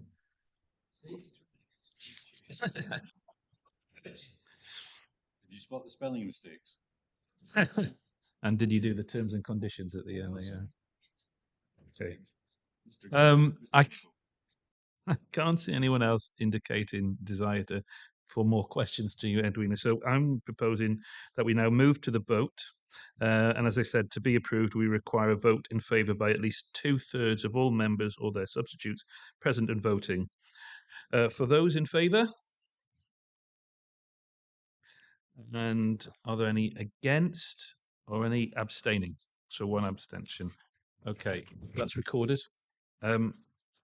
So for all those gathered, that we're now about to move on to the next section, and we have cleared 724 pages of our papers. So I think on that note, it's probably time to take a break for 5-10 minutes. Okay, can we go? 10 minutes? 10 minutes to 11:45, 12, please.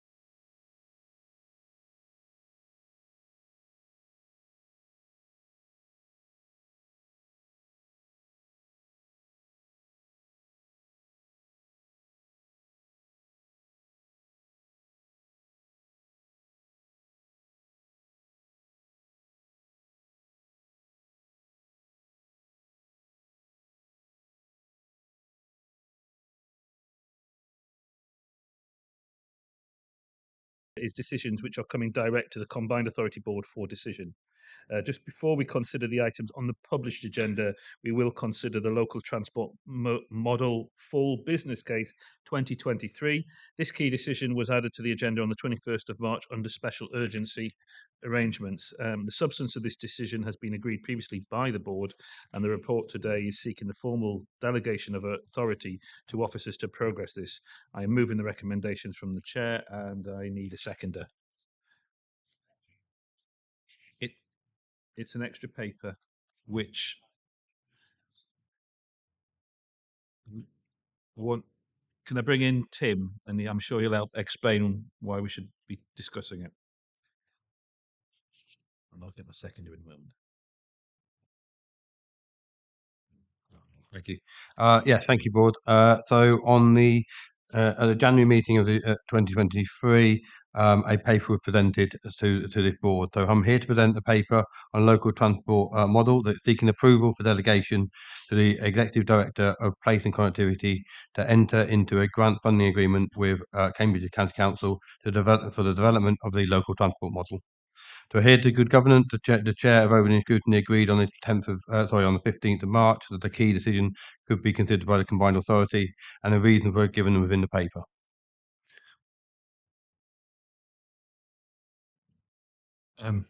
I would obviously move this from the chair. Looking for a seconder. Councillor Sanderson. Tom, thank you. This was just sort of tying bits together, dotting the I's and crossing the T's from governance point of view. Does anybody want to discuss the recommendation? No, moving on. So can we move straight to the vote? To get 4? Yeah, all, we've got a full. Okay. Thank you, Tim. That was quick and much appreciated. Something that we were all going to need to work on going forward. Now moving to 5.1. Okay. Yeah, 5.1, which is the Climate Action Plan Annual Report.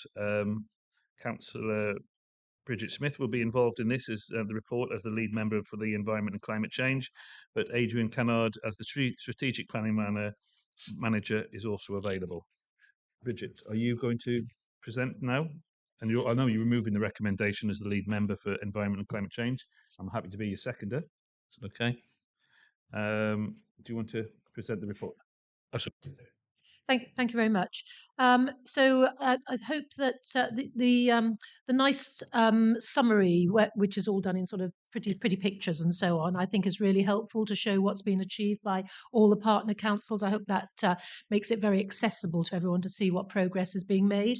I think moving forward, and this pertains to the next item on the agenda, it's really important that we start ensuring that the work that we are driving aligns with the work that the Oxford-Cambridge Partnership is doing as well, now that that has environment as one of its two work streams. So I think there's opportunities there, particularly if we're talking about levering in the sort of money that's needed to deliver environmental enhancements and improvements at scale. So I think there's going to be a progressive synergy between this organisation and the OCP on that as well. So I think the paper's self-explanatory. I hope people are pleased to see the progress that their own councils have made.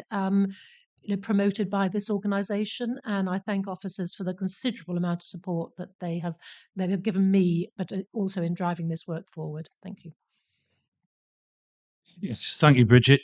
Promoted and sort of kind of brought together as well through the combined authority, the idea of where, environment is something very much we all need to be working together on. So opening the report for comments and questions. I'm going to go first to Alex from the Business Board. Thank you, Chair, and thank you for the presentation on this. It's really good to see the changes that are in here, and I think from a business board point of view, the recognition of the importance of all sectors playing in to deliver the changes that are here is critical. We can't do it through the councils alone, which is what the paper says. The one point I want to just briefly touch on is the paper rightly references some of the work that's happening around water, and I think the focus on the potential for the proposed new reservoir just outside Chatteris to contribute to the aims that are set out in the Climate Action Plan is very significant. It affects land use management, water management, and broader climate change ambitions. So it is a point that we were discussing with an Anglian Water hat on with Nick and Gordon yesterday. It's work that Adrian's been involved in the Future Fens integrated adaptation work, and that Richard will get involved in now. So it's not, there's nothing specific other than to say there's a great window of opportunity over the next year or so to try to maximise those benefits, but we can only do that if we work collectively on it. That was it. Thank you, Chair. I noticed. Oh yeah, no. If you want to come in, you're the lead member. Thank you very much. So I hope that you are aware that there's 3 work streams that have been taken forward through the OCP on environment, and one of those is on on a regional water and energy strategy as well, which will very much build on what you've been doing in the work of Water Resources East and so on. So I think we're tying all that in. I've seen some really exciting work that's been modelled by Fifth Studio, looking at which blew me away. It was so exciting, actually, talking about linking all the waterways up between Oxford and Cambridge here, which could potentially have 3 benefits. Dealing with water shortages, which we have, with flooding, which we also have, but also to dealing with the water quality issues in our rivers, which is such a high profile item at the moment. So doing something at that sort of scale, there are massive opportunities which deliver better value, but will benefit us more as well. Councillor Conboy, Sarah. Thank you very much. I wanted to say thank you for the report. I thought it was really helpful. I particularly like the ability to be able to see what our partner councils are busy working on. I think it gave us lots of food for thought and lots of opportunities to think, oh, that's a good idea. I wonder if we ought to be doing that. So I think more of that is really, really welcome. There was an observation. I have somebody on my team who some of you know very well, who is always championing that we should always be more ambitious than as ambitious as we already are. And I think I ought to just put on record that I have been reminded that although we doubled our reduction in carbon and gas emissions, there is still a concern that actually, if we're going to stop global warming, we've got to be even more ambitious. So please don't take that as a criticism, but please note that that was something that I was asked specifically to just put on record, and to be clear that we've still got to push really hard. The other thing was just to note that locally, something that we have found very helpful in Huntingdonshire, as part of our strategy development, was actually asking our young people for their views, and anything that we can continue to do around engagement with our young people across the combined authority, I think is very welcome.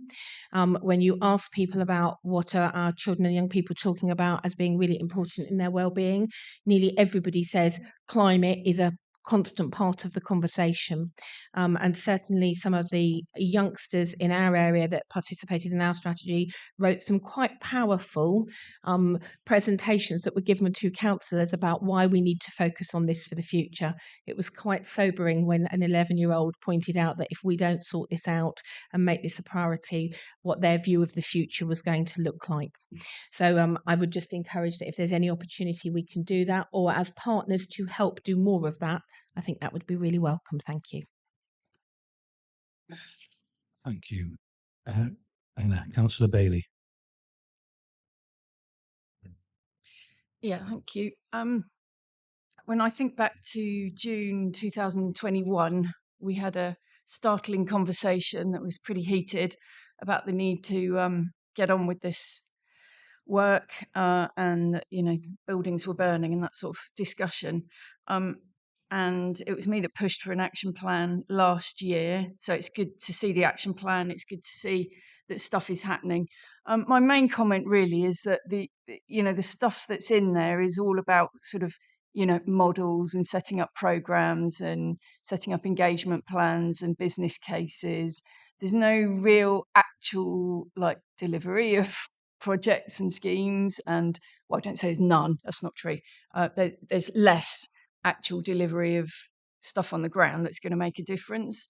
And I think whoever's rag rated this has been quite generous, because it's very, very, very green all over it, as though everything's kind of marvelous, and some of the actions that have actually happened are very, very tiny against the outcome that we're trying to get. And to call it green is highly generous, I would suggest. One thing that I talked about last time we discussed this subject was that we needed some real good quick wins, based in our communities, that we can, because that's what gets people excited. And I mean, like East Cams's community orchard program has been brilliant. It's incredibly inexpensive to do. It engages the community, it gets everybody involved, and it's a really nice thing to feedback on and talk about. And I've asked last time that we try and identify some of those things, because I don't remember seeing any comms activity on what we're doing on climate change. It just never seems to get covered, which kind of makes it feel like nothing real is actually happening.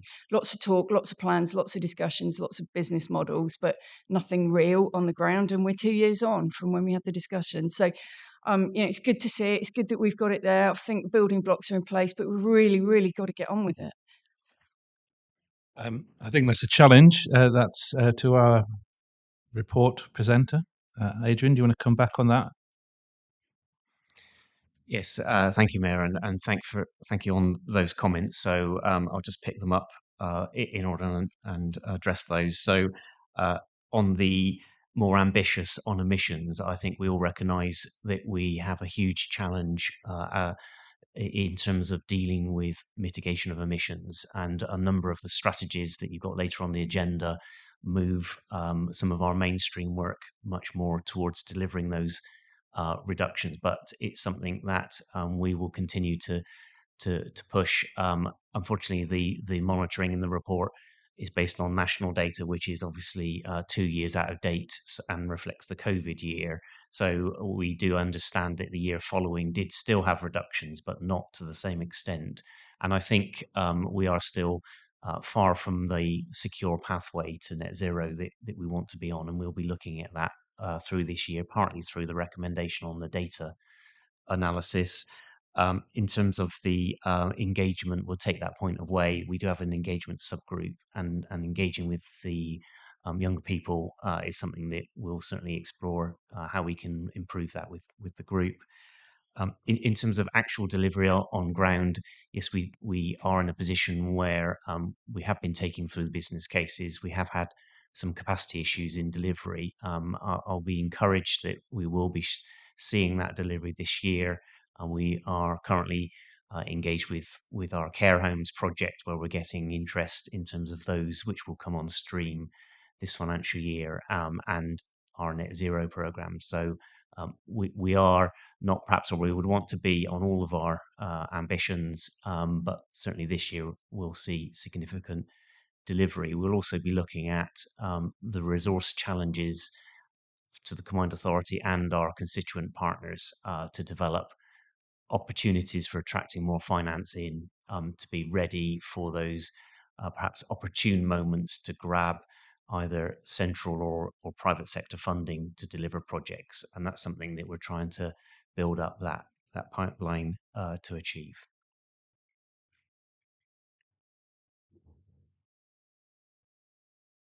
Thank you, Adrian. I'm going to bring the lead member back. Do you want to make a comment, Bridget? Thank you very much indeed. So on young people, absolutely. And I mean, I think we are planning, resources allowing to run some sort of, big event, aren't we? And I think, to make young people a key part of that, to, involve them. I think it's probably the way to do it, and invite schools and so on to come participate, and perhaps showcase some of the work that young people are leading on in their own right. So absolutely. Councillor Bailey's challenge is very fair, and I agree. We're not as good as we might be in shouting out about the good stuff we're doing. So I think we will take that away and give that some more thought. I think as an organisation, we're probably cranking up to being more effective at about singing our praises publicly and getting stuff in the press and so on. as we've just heard, it's about we have to monitor the things that government want us to monitor. But we all have extremely good examples. You talked about the orchards. That's lovely. I think we need to get better at doing that shared piece, the thing that we're all doing. And perhaps all of us need to get better at publicising our successes and the little differences we're making, which cumulatively add up to something much more significant. So we will take that away. Thank you. Any more comments or questions on the report for Adrian? If not, I want to say my personal thank you, and we have moved on. I think we have to be mindful of the comments made. I think there is something to take away there. But I'm going to move to the vote. Those in favour? I think we can call that unanimous. So there is some good stuff coming along. Thank you, Adrian. It's time to, you can now return.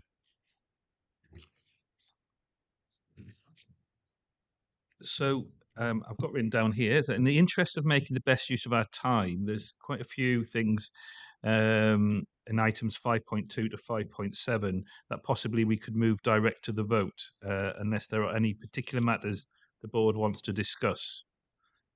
Do you want to have a think about that? I mean, or we can just, in regards to anything that board members, do you want to? No, it's fine. Sorry.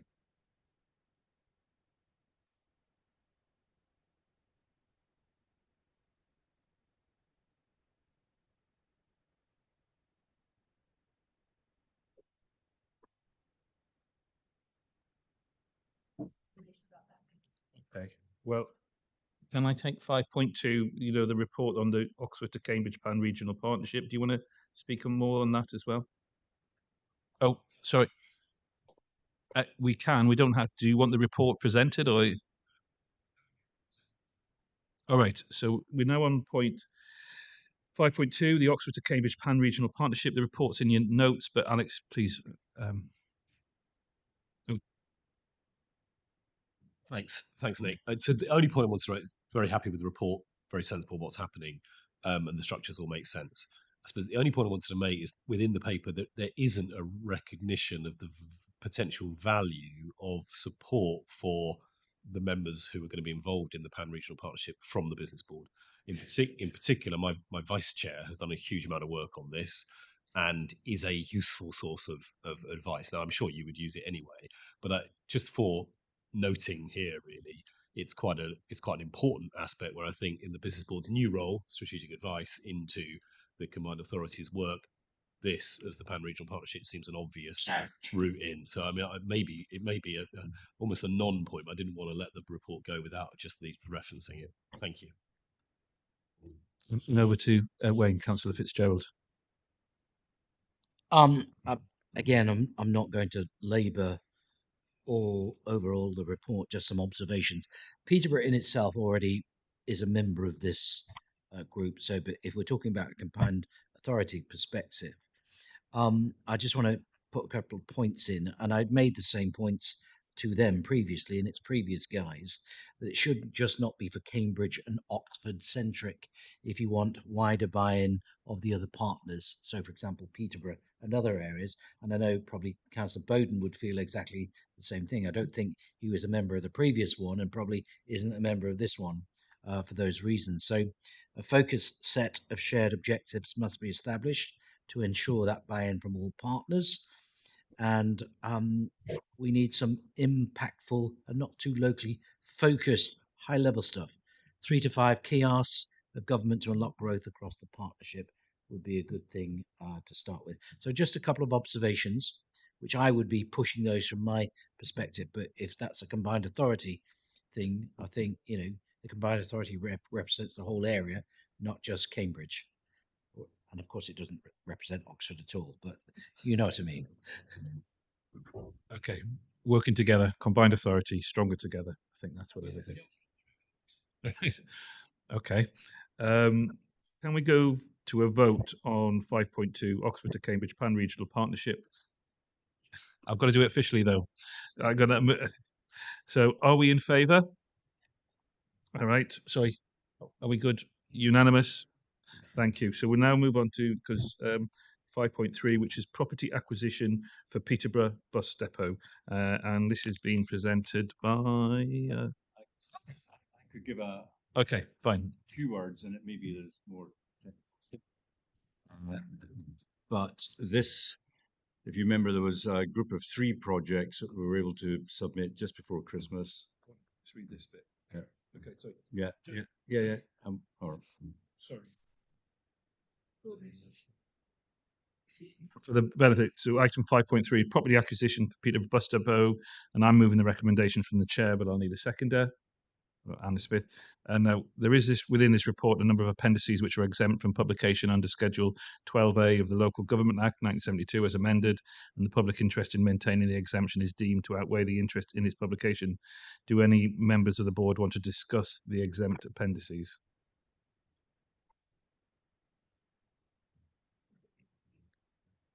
I'm going to bring in Gordon here just as a point of clarity. Details. So, right. This is one of 3 projects that were funded with a short notice bidding in the week before Christmas. At the time, and until very recently, so this is money for the specific purpose. Until very recently, the understanding was the money had to be spent by the 31st of March. The technicalities around site appraisal, transfer of ownership, due diligence was enormously challenging for officers between Peterborough City and ourselves.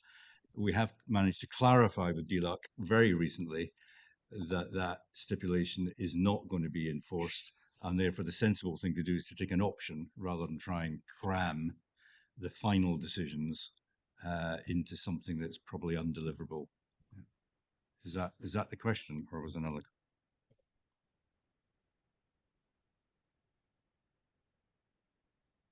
Well, there's 2 parts.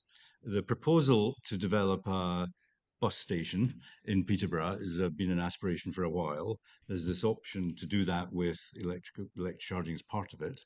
The money was bid for and given to acquire a site. The technical work to do site appraisal, due diligence, transfer, all of that stuff was thought to be required to be done for the money to be spent, handed over by the 31st of March. That's difficult. Very recently, DLUC have agreed that we can go beyond that date. And so the option route, which is to have an option on a site without absolutely committing to all the detailed terms of that, is clearly the better way to go. So it takes us a certain place, allows the technicalities to be worked through at the appropriate pace. That's what that's about. I don't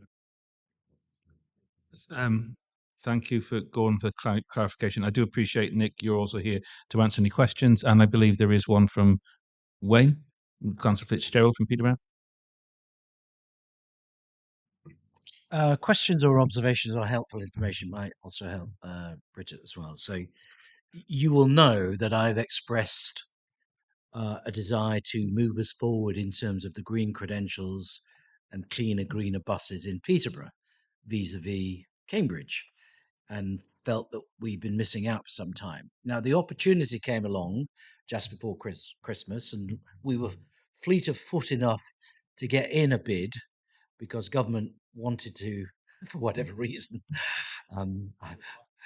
give us some underspend and spend the money. So, which is great. I'd rather take that than lose it. So we, of course, put a bid together for what I would say is a start of a journey towards, because 4 million is not going to buy us a new bus depot. It just simply won't.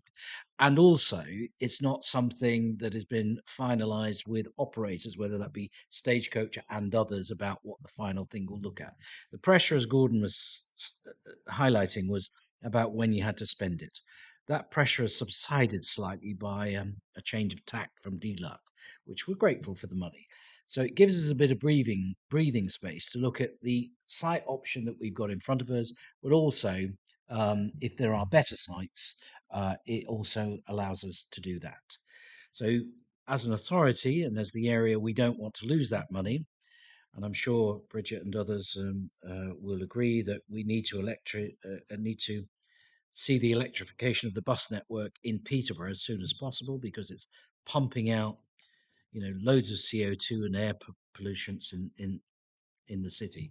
So for me, there's going to be some more support needed from either government directly, the DFT, or through the combined authority to see this through. So it's the way we're safeguarding the money so that we didn't lose it, but it's going towards the project that I'm articulating to you. But that's only a small step in the right direction at this point. So I hope that makes sense. It did to me. Thank you, Wayne. And Councillor Councillor Smith. Thank you. Yes, so I do understand, and that we risk losing quite a large sum of money if we don't pursue this. Can I just have clarification for where does the responsibility for delivery sit? Is it with this organisation or is it with your council? Through the mayor, I beg your pardon. Sorry, Mayor. Sorry, my apologies. What I would say to you, I think it's all of us, because as I was saying, we may end up commissioning or contracting or doing it, but I think the combined authority has a role to play, because I don't think that's the end of this journey. I think what we've started here is just the infancy and the baby steps, as it were, because I think it might be up to £20 million to do this properly. That is a centre that in an ideal world, all operators should be able to partake in, not just, for example, Stagecoach, who are the largest one, but all the other bus companies should be able to access what would be a state-of-the-art electric bus depot, in effect. But I think it's everybody that will play a role as we take this forward together. Just for additional, as he's here, Nick, if you want to kind of sort of clarify anything, other points, and bring it together. Thank you, Mayor. Just to clarify that an option agreement is commonly used by developers if they're assessing a site suitability and viability. They don't want to incur a lot of expenditure, and then the vendor turns around and says, "Well, I'm sorry, I'm not going to sell anymore." So it provides that security. It also demonstrates that we have the contractual ability to commit the funding if we're ever approached by DLUC. I think Councillor Fitzgerald is made a very valid point that we've been working collaboratively with Peterborough City Council on this. And I'd just like to say that it does demonstrate what we've done to date, does demonstrate really good public sector asset management. And I think you should also bear in mind, members should also bear in mind that the cost of providing electricity infrastructure to serve these heavy vehicles is significant. And an example in Waterbeach, I think, was they had to upgrade the grid, and that came to several £1 million. So the logic here about collaborating with Peterborough is that both electric buses and electric vehicles that serve council facilities can benefit from a single infrastructure provided, instead of having to duplicate that very expensive infrastructure unnecessarily. Thank you, Nick. And I'm going to come to Councillor Smith. Anna? Yeah, very briefly, am I right that this would also therefore put Peterborough in a very good position were we to go for a Zebra 2 round of funding, because it would provide the infrastructure that we needed for that? Probably this question's partly for transport, but I can see thumbs up from a council. I think that's the example of trying to say by working together, we're stronger together. So yes, I would certainly be supporting the ambition of Councillor Fitzgerald on that.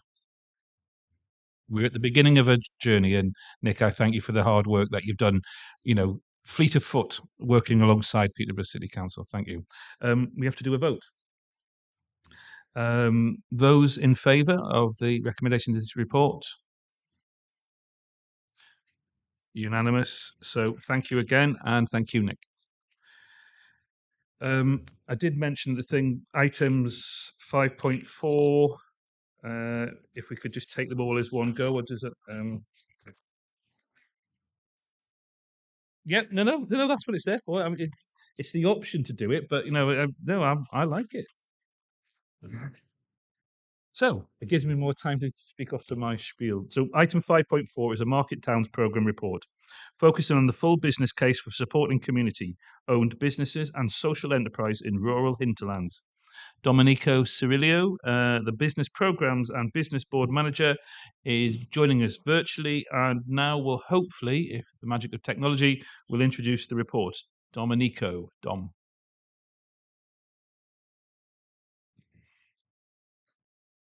Speak up. Oh, forever hold. There you are. Dom, good to see you. Is that well?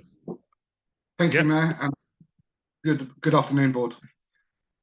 So this this report comes to the Board seeking approval of £2.5 million of gain share capital investment. The programme will run over 2 financial years and really to build upon the great work that we've been doing as a combined authority across our key market towns. As the Board know, we've already invested over 13.1 million across 11 key market towns in the area, across Cambridge and Peterborough. That programme is delivering very strong, and in fact, the Business Board is also asked to approve later on the agenda a final allocation of that investment. This phase 2 is really to think about how we can continue to support our communities and help them set up and grow social enterprise in our market towns and high streets. So this programme is proposing that we work with 4 key intervention streams.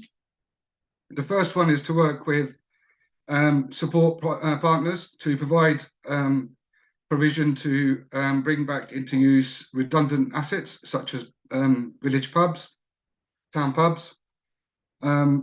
That would be a great initiative to support the setup of those community interest groups based on a valid location or property that is going to be coming forward for that use. The second stream is to work with our support partners across the region, such as Social Enterprise East of England and other key providers. And that really is to kind of provide them with the infrastructure required to collaborate their support services and to offer greater outreach collectively and to have a greater outreach to these rural locations in our communities. Again, great initiative with some proposals coming forward around South Cambs, around Patworth and Wisbech. The third stream is to work with our more with our STEM providers in the area, and that's really to kind of provide outreach around pop-up events that will be rolled out across the region, working with partners such as Cambridge Science, British Libraries, and local authority partners at district level to provide those outreach and a series of workshops that will be run over the 2 years. Again, great engagement and outreach work, and really engaging with local schools and pupils at local level. So that's a great initiative. The final strand is to think about how we work. Sorry, that's the 3 strands of the programme. Sorry. And the end of your report? And the end of my report. Thank you. And okay, thank you. Thank you. Well, hold on. Well, Bridget was obviously wanting to maybe ask a few questions. Bridget, over to you. Thank you. Thank you.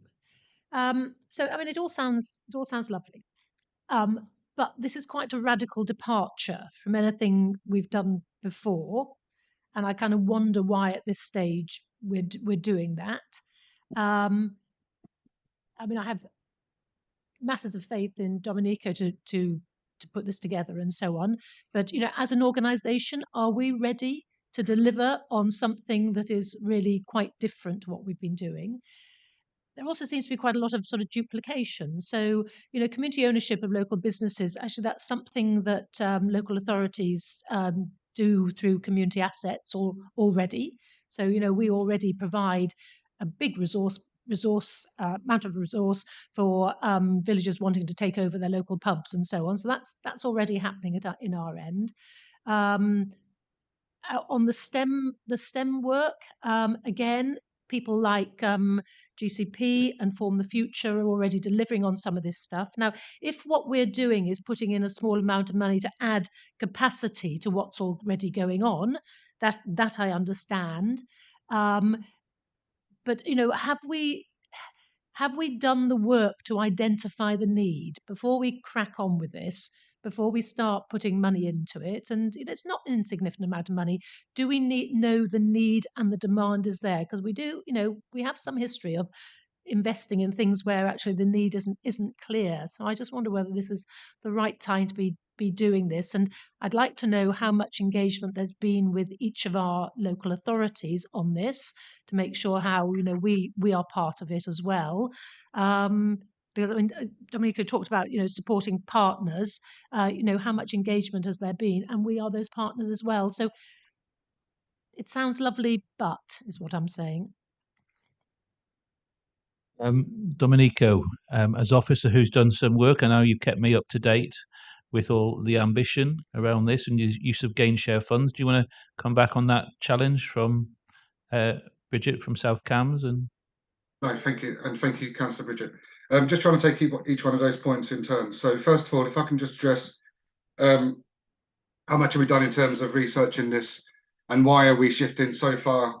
Well, why are we shifting from the original kind of phase one? Phase one was really to kind of really work with our local authorities to ensure that the high streets and our market towns were fit for purpose following what was the impacts of COVID. It's just when the programme was launched, and the focus for that programme was really about making sure that we supported our local authorities to make sure that the high streets were obviously fit for purpose, as I said. The move to supporting social enterprise comes from, again, the shift that we see in the way that people are working now. We are working differently in terms of hybrid. A lot more people are working from home. A lot more people are more incentivized and more engaged within their local communities by supporting these things. And it's something that we've seen as part of the research that has worked in other areas, such as the Midlands, where people are more interested in getting involved in setting up community groups and taking ownership of community assets for the benefit of the community. Your second point, how have we engaged the wider partners? We've done significant engagement through, like I say, through people like through partners such as Social Enterprise East of England and other social enterprise providers in the patch. They've obviously done some engagement locally, and they've obviously fed that into the business case. What I will say, we haven't done any direct engagement in terms of how would we work with the ED teams at district level, but we have engaged with ED teams in terms of, are there any locations, assets that we can maybe utilise to kind of help roll out the STEM programmes, for example. The other point you made, just finally, quickly, how do we make sure that we're complementary? Well, we are aware that there's plenty going on around social enterprise support in the area, not least in South Cambridgeshire and Cambridge City. We have been engaging with the officers, and we will make sure that we are complementary in terms of, we are, as you said, we are building the capacity. We want to invest in infrastructure so we can have greater impact in terms of how we support the social enterprise sectors, together with yourselves, local authorities as partners, and other partners in the patch. And then just finally, I would just say that no significant research has been done in terms of, yes, it's something that is probably there is a social enterprise which is there is a gap in support for social enterprises. And this is not the only programme that the Combined Authority has been asked to approve. At the last meeting, we approved the Equity Fund, the Combined Authority Equity Fund. And an element of that is to support, again, how do we continue to support our social enterprises? And this programme really links nicely to the work that's been done through that fund, and again, the work that's been done by other partners. I hope that's helped to address your questions. Bridget, you indicated you wanted to come back again. Thank you. Okay, thank you very much indeed. What we've got to be sure of is that we have some measurables here, so that we know we are monitoring the value for money, and we're monitoring the outcome of this. Otherwise, it's quite, it all sounds lovely, but how justified is it? So what we need to secure those before we crack on with this. We need to know what we're measuring in terms of success.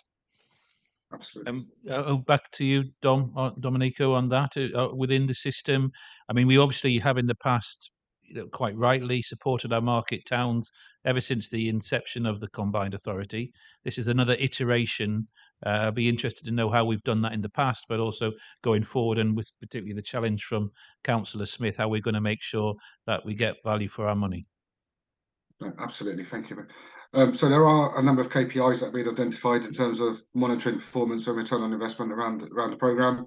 That's been significant. That's been broken down in the business case.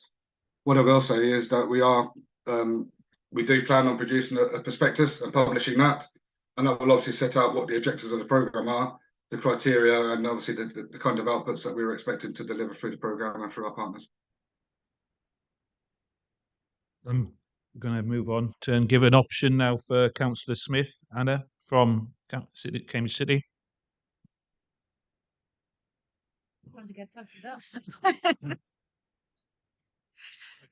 Yeah, so first of all, I think it's really excellent that we're looking at projects that will support our market towns. I think they've been traditionally left behind by far too many, and this kind of work is really exciting. I think there's a lot of really interesting stuff happening here. I do absolutely agree with the other Councillor Smith that having a strong sense of what does good look like and measuring what we do against really clear criteria is going to be really important. I would also, Domenico, I'm sure you've already been doing this, but there's quite a lot of this happening in Cambridge City. We'd be delighted to share good practice on these projects. There's, for example, a hub being run by Alia at the moment in Cambridge, Guildhall, which has had a lot of excellent feedback in terms of people using that. And there's some other work that we're looking at as well. We'd be delighted to talk further to discuss the learning and sharing of that good practice more widely. But I think this is a really exciting set of projects, and I'm looking forward to hearing updates in forthcoming board meetings. Thank you, Councillor Smith. And just so you know, just to respond quickly, we have been working together with Alia and what they're doing in Cambridge, and they're very much fed into and engaged as part of the process. A final call from anybody if you want to make any comments on this report. Otherwise, I'm proposing to move the recommendations from the chair and maybe ask for a seconder from Anna Smith. Okay, right. So we've got a seconder there from Anna Smith. Ready to move to the vote? Those in favour? Are we unanimous? Okay, with noted important points. Domenico, that's grateful for your input there. Thank you. Thank you, Chair, and thank you, Board. Oh, are you staying around for the next bit as well? For the can we I am. just item 5.5 is the second market towns report. Does anybody want to specifically make any comments about that? No. So if we're on 5.5, making a recommendation from the chair, a seconder, maybe who's responsible for market towns, Councillor Bailey. Yeah. Okay, Councillor Bailey. Okay. So we've got a seconder. Those in favour? Unanimous. Thank you for that. And then 5.6, which is capital investment for affordable housing at Fanshawe Road, Cambridge. We do have Nick here, but are we happy to move on any discussions about that particular report on that affordable housing? If not, I'm moving the recommendation from the chair, a seconder. Councillor Smith, yes, of course. So moving to the vote. Unanimous. Thank you all. Thank you, Nick. And then finally, 5.7, which is the Greater Southeast Net Zero Hub Local Energy Advice Demonstrator Projects. Does anybody want to take this into a debate? We have Maxine accessible if needs be, but if no one isn't, I know you're there, Maxine. Thank you for joining us. Your Councillor Bridget Smith is moving the recommendation as the lead member for the environment and climate change. You have a seconder in me. So can we now move to the vote? That's a unanimous. Thank you, Maxine, for the work you've been doing in the background, but we have had a unanimous there, so that's great. Part 6 moves on to transport reports. Now, these reports were all discussed at the Transport and Infrastructure Committee meeting on the 15th of March. Thank you for Councillor Smith for chairing that on my behalf. But at the time, the committee was unable to formally approve them due to the unfortunate absence of a representative from Peterborough City Council, unavoidable at the time. However, we did have indicative votes were taken, and all the recommendations were endorsed unanimously by those present. I therefore had to accept the reports late on the following grounds. Reasons for lateness were that the Transport and Infrastructure met after the statutory deadline for publication of the agenda and reports of the Combined Authority Board meeting on the 22nd of March 2023, and obviously to delay consideration of these reports until the board's next meeting would result in a delay to the delivery of transport projects that are time critical and would impact on the services provided to the residents of Cambridgeshire and Peterborough. Item 6.1 is the local transport and connectivity plan, and I am moving the recommendations from the chair. Looking for a seconder. Okay, are you going to be a seconder, Wayne?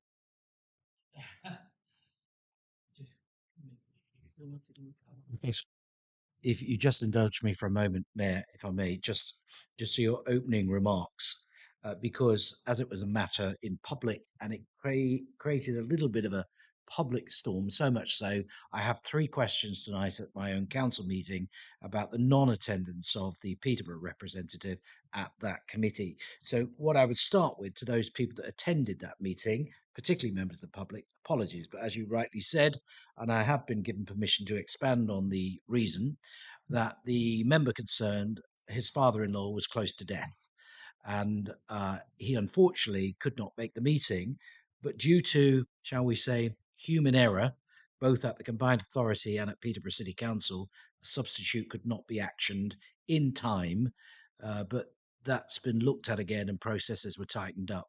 So just to reiterate, it was an unfortunate set of circumstances, couldn't be avoided, but what I've tried to say to people, or as I will say to people tonight, no harm done.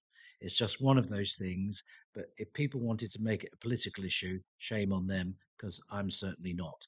So, Mayor, I'll let you carry on, and I'll be here to support whatever's needed today. Thank you very much.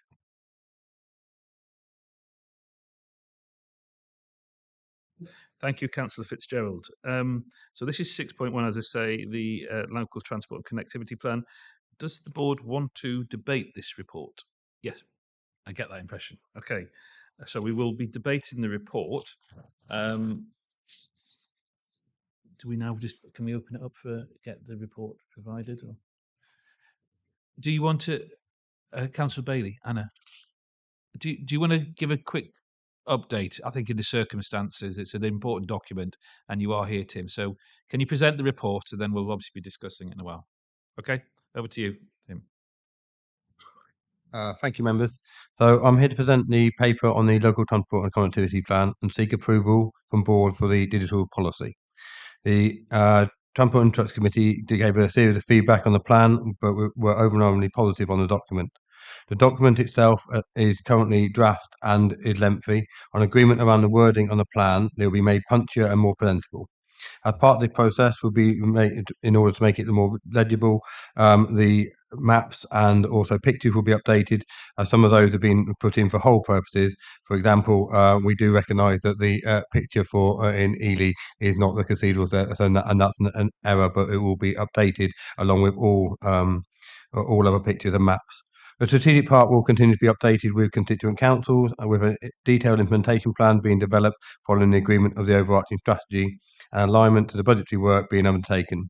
Throughout the update process, we'll be continuing to engage with constituent councils to update the LCCP, including the localised sections that were circulated yesterday for the final review by constituent councils. In addition, the board is invited to approve the digital policy. This has been discussed at least twice with the committee and will form part of the LTCP documentation suite. Thank you. Thank you, Tim. Just on a point of procedure. In the recommendations of the report, A is for noting only. Recommendation B requires a vote in favour by at least 2/3 of all members or their substitutes appointed by the constituent councils, and it must include the members appointed by Cambridgeshire County Council and Peterborough City Council. Later on, the monitoring officer will confirm the outcome of the vote. But can I actually please invite Anna Smith, who actually chaired the Transport and Infrastructure Committee meeting last week, to just give an overview of that discussion, possibly on this this report.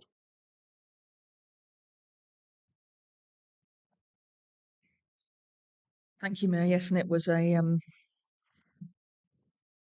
just speaking more broadly for a moment, it was a long meeting, and I think with a long agenda, and that is a real testament to the amount of work that is taking place in transport issues. And we also had a number at the beginning of very heartfelt questions coming from a variety of members of the public talking about their lack of bus services and the way in which that is a huge, huge challenge to their ability to live their daily lives. And so it was a really powerful statement of why the work we're doing to support buses is so important. I don't really have anything to add on the local transport and connectivity plan specifically, except to say that yes, we took as close as we could to an indicative vote on each item, and each item was unanimous. That included this one, and the committee were happy with the digital policy and understood the way in which that connects to that wider LTCP. Yeah, thank you again, Anna, for the deputising. Anna, Councillor Bailey, obviously we're talking on item 6.1, but I mean, we can talk about others if you want, but this is in regards to discussion on the LTCP. Yeah, thank you. Sorry, I was just scrabbling to find the right place in all my mega documents.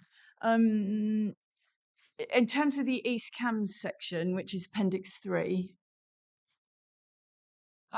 we did provide quite a lot of detailed feedback from East Cams. We had a helpful meeting with CPCA officers, so thank you for that. I was disappointed though that whether it failed to get in our feedback to CPCA officers or quite what's gone wrong, I don't know. But there are a number of items that we asked to be included that don't appear to be there. One of which was these cycling and walking feasibility studies that East Cambridgeshire District Council has commissioned. There's about 5 or 6 feasibility studies that we've spent a lot of money commissioning, and they didn't even get a mention. We have to promote these cycling and walking feasibility studies because we spent money. They're done by Sustrans. They set out route options, and we're trying to get money for pursuing them. So they have to be in there. There was no mention of our work towards looking at the dualling of the A10. Which was somewhat surprising as far as I could tell, unless I've missed it. Page 9, there was some text missing from the bottom of the page. So there's a whole sort of like section just dropped off the report. So I just want to make sure that is properly in there. It's probably just a formatting error for today's papers.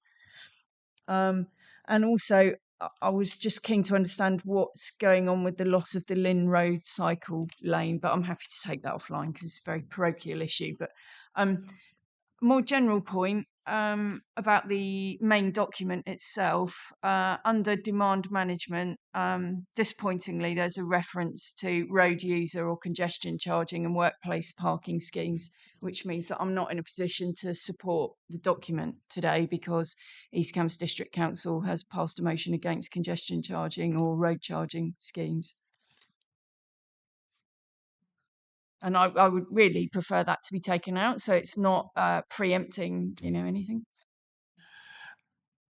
Quite a few challenges there, some specifics. Can you come back on those, please, Tim? Yeah. So Lynn Road, I think I'll talk to Councillor Bailey after the meeting on that specifically. On the feasibility studies, yes, that needs to be included in the final draft, and it will do, because ultimately we are going to Act Travel England to understand that actually some of our routes in our rural areas can't be LTN 120 and therefore need to be appropriate. So actually what fit for purpose, and we're doing further work on Act Travel England with that particular work, but reflecting on Councillor Bailey's point, they will be included. The improvement to the A10 is included in the strategic section.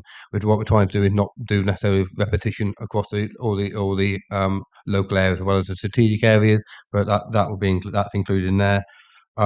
With regard to the East Cam section, it did go back to officers yesterday, Councillor Bailey, for all of our district councils. So one last review. So we're happy to have further conversations on that. And then with regard to demand management and workplace charging levy, with the discussion with the Department for Transport, is the items that are listed within the report. I think it's paragraph 2.14. The government has outlined to us that we'll need at least to consider each of those policies in order to. Therefore, we won't be penalised when it comes to funding. If we do not hit our carbon emission target, but we have at least considered all of those items, then we won't be penalised. But but the Department of Transport has articulated that we need to at least consider those items and see whether they are fit for purpose at a local level. So that at a strategic level, it will be in there. And then when we need to take the strategy forward, we need to understand whether they are right at a local level. By all means, Anna, come up. Thank you. And I just forgot on my list, there are several references to improving air quality in East Cambridgeshire. And whilst I'm all for improving air quality everywhere, there are no air quality, well, there's one tiny little hotspot, but there really are no air quality issues in terms of, minimum standards in East Cams. And I think it's important to be clear about that, because we don't want people just rushing away thinking that there's all sorts of air quality problems in East Cambridgeshire, because there aren't. And that's not to say that we don't always try to improve air quality, but I think it needs to be clear. That would be great. Thanks. It's an important document. And Wayne, Councillor Fitzgerald. I share similar concerns about the language and the, shall we say, interpretation of agreement to, for example, congestion charging with no reference to the public about that. I note yesterday that a referendum failed in the county council. Not that I was following it that closely, but I wouldn't want to be signing up to imposing things on the people in Peterborough, for example, without knowing what they think about it. So if those things, by agreeing to this paper today, that implicitly signs me up, then I won't be supporting it. There are a lot of concerns about this kind of imposed policy, and I would even go further to say, let's not even get started on 15-minute cities or 20-minute cities, because we'll have a whole group of people clamoring at the door. So I'm not signing up to that either. Just so to be clear, not that it's been asked today, but so yeah, it's a bit of a difficult one. My officers are advising me that they will be seen as controversial by some people, so I can't sign up to those things without actually getting some steer from the people who actually vote us in Peterborough, because trust me, it doesn't go down well. By the way, good job. Thank you. Councillor Smith, are you coming in as reflecting on the meeting, or over to you? Yes, there's two things. First of all, in my feedback at the beginning, I should have mentioned the interest that the committee had in connectivity out of the combined authority area as well as within it. And that's something that I know Tim was taking note of for the final report, because that's very important for many people. Just in terms of that specific item, this is something we discussed before the committee. My understanding, although Tim, of course, will be able to confirm, is that there's nothing in this paper which preempts any decision yet to be made. I think the key piece here is, for me, on page, I think it's 19 of the draft strategy, which talks simply about the measures which have been shown to have the greatest impact, of which demand management, where examples of possible demand management are given rather than signing up to a particular model of demand management. So this is about an analysis of what kind of things are successful rather than in any way seeking to sign the combined authority up to anything that has yet to be decided by other agencies. But Tim will be able to confirm whether we've got that right.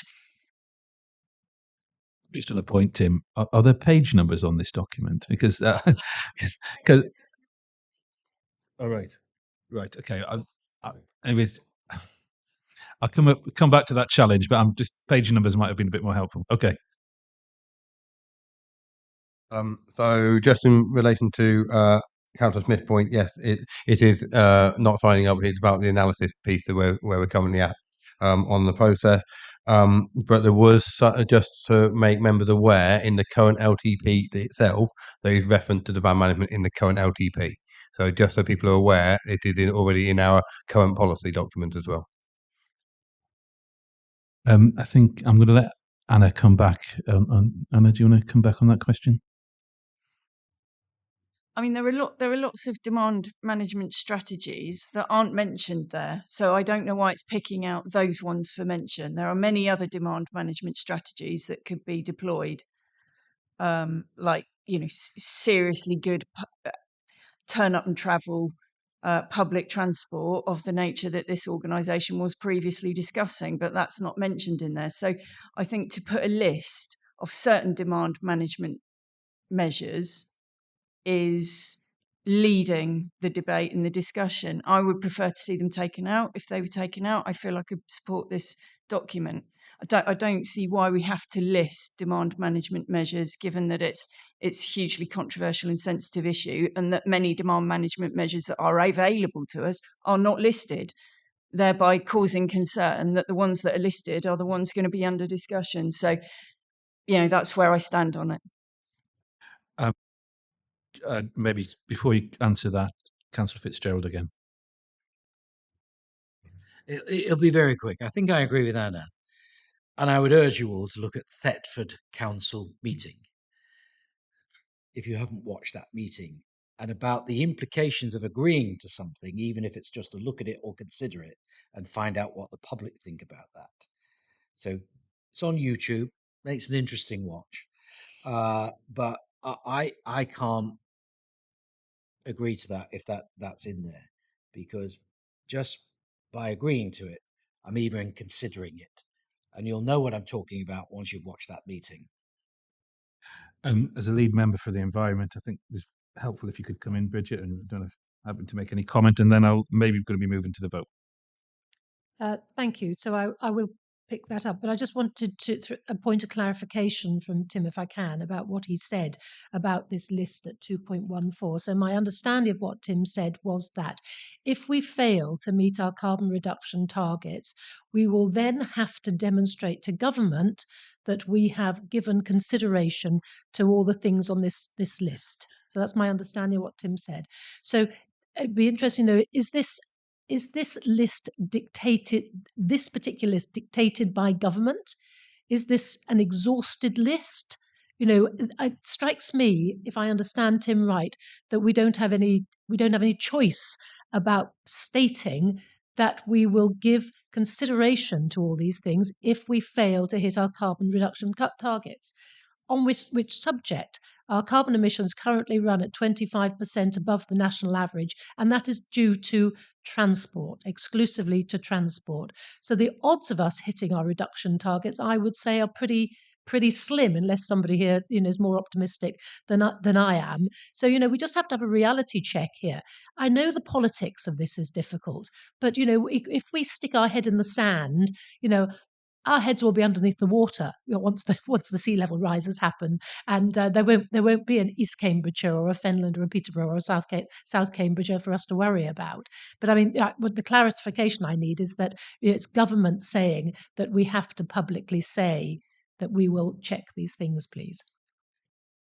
So I'm going to ask Tim to make comments on those final points, but just on a positive note, maybe.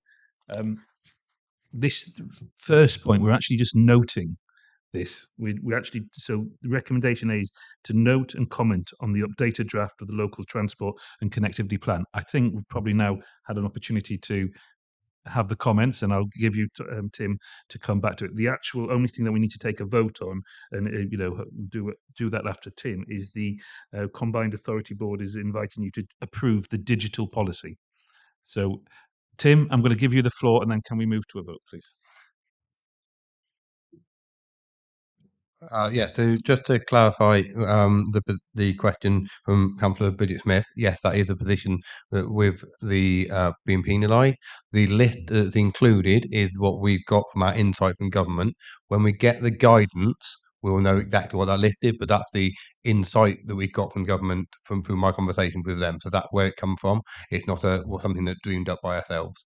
And then the other point is just to make sure that everyone on the board is content. We are continuing to socialise and talk to district council members and constituent council, both officers and also members, and we'll continue the conversation to allow us then to have something for the May board meeting.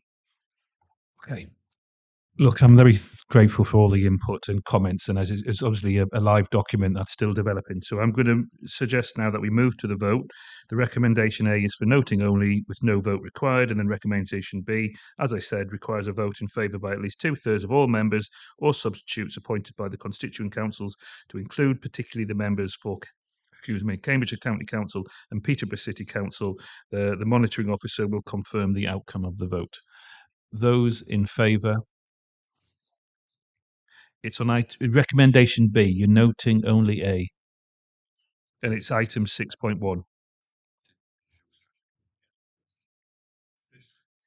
The digital policy.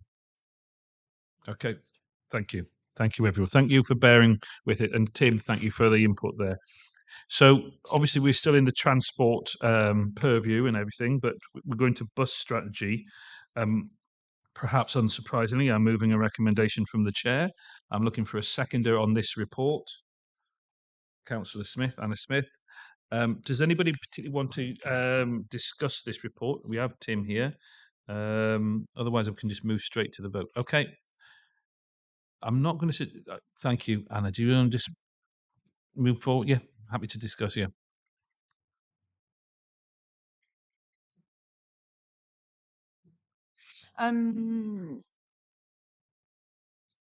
It was the bit about recommendations C and D. So we're being asked to agree to obtain competitive quotes for 3 replacement local bus contracts and award those contracts using predetermined criteria.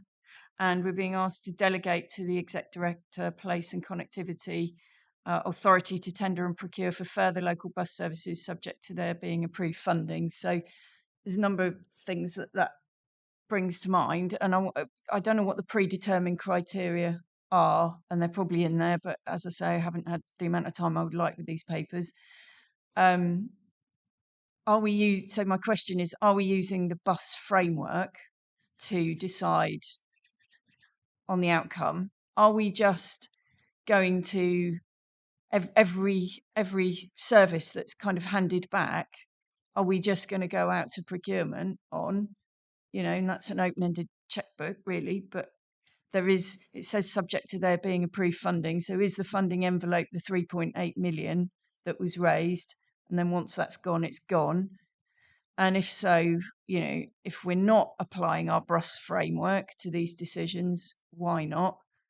Because, there's a finite amount of funding, and there may be other services that come along that warrant saving more than the first one. So these 3 that are going out now, I understand are ones that we already subsidise. And I just feel quite nervous about, not having anything back to this board about the size of the tenders when they come back, because some of them are relatively small amounts, and one of them particularly is a very small amount of money at the moment in terms of subsidy. But what if it comes back in and it's incredibly expensive? Surely at that point the board would want to review whether it's a good use of expenditure or not. So I'm a bit worried about these two recommendations. Tim, can you address those issues and recommendations C and D? I think it might be worth just hearing from Neil Byers on the development of the network review, and then I can answer the following question. Sorry, I'm conscious that we haven't had the opportunity of an officer to present the report. So, Neil, I know you're an expert in this field and you're new to the organisation. So, again, welcome to your first board meeting. Maybe if you can give us a quick update around the report and then address those specific points from Councillor Bailey. Yeah, thanks, Mayor. Thanks, councillors. So the paper sets out the recommendations around the public consultation on the bus strategy, and then seeks approval on the strategy itself. And then, as just discussed there, alongside this, there's approvals seeking to retender services, and also a delegation for further procurement for local bus services. Set out in the paper, I think is really positive around the engagement and feedback we've had on the bus strategy itself, with over 80% of support for the vision, the objectives, the ambition, and the principles set out in there.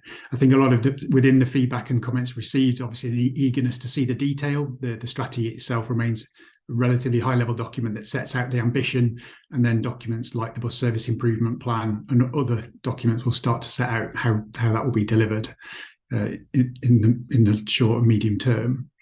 I think, yeah, and then alongside that, we look at the kind of operational management of the bus network and move on to the second recommendations around the 3 services identified. So the route 46, 15, and then 61 and 61X. So seeking to go out to retender those. So the approach there is to put those back into place on a short term, but also noting the point that work is underway to undertake the network review, which was just touched on there, which is not described within this paper. The recommendation here on those particular services to make sure that those are in place while the network review is being undertaken. There's an amount of work that we need to do to bring back the framework to you for agreement. So what we're seeking to do within this recommendation is ensure that the current services which may be withdrawn or which will be withdrawn continue to run while you're making decisions about how to implement the framework over the coming months.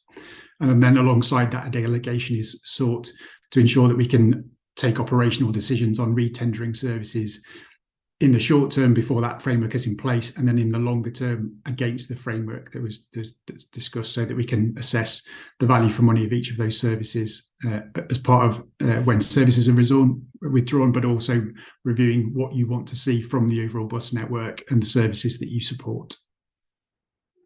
That's the end of my report. Thank you. Do you want to come back now? Neil, can you hold on? We've got some more questions. Yep. We agreed the framework in January at our January meeting. So is the framework now changing? Tim, Neil, has not been at that meeting, the framework.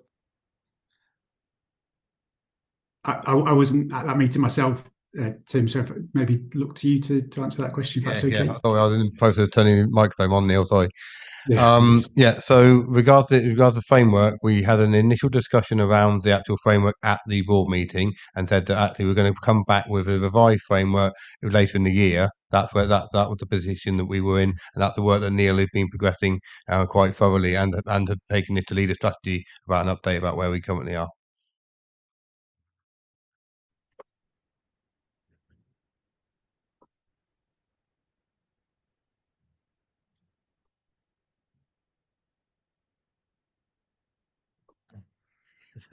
Driving me crackers, these microphones. Just some observations. Of course, Peterborough responded to the consultation, but some of our responses, it's been noted, are not included in the strategy, and I'll just give you a couple of examples. There's no mention of developing a park and ride in Peterborough, so do officers anticipate this is being picked up by the LTCP?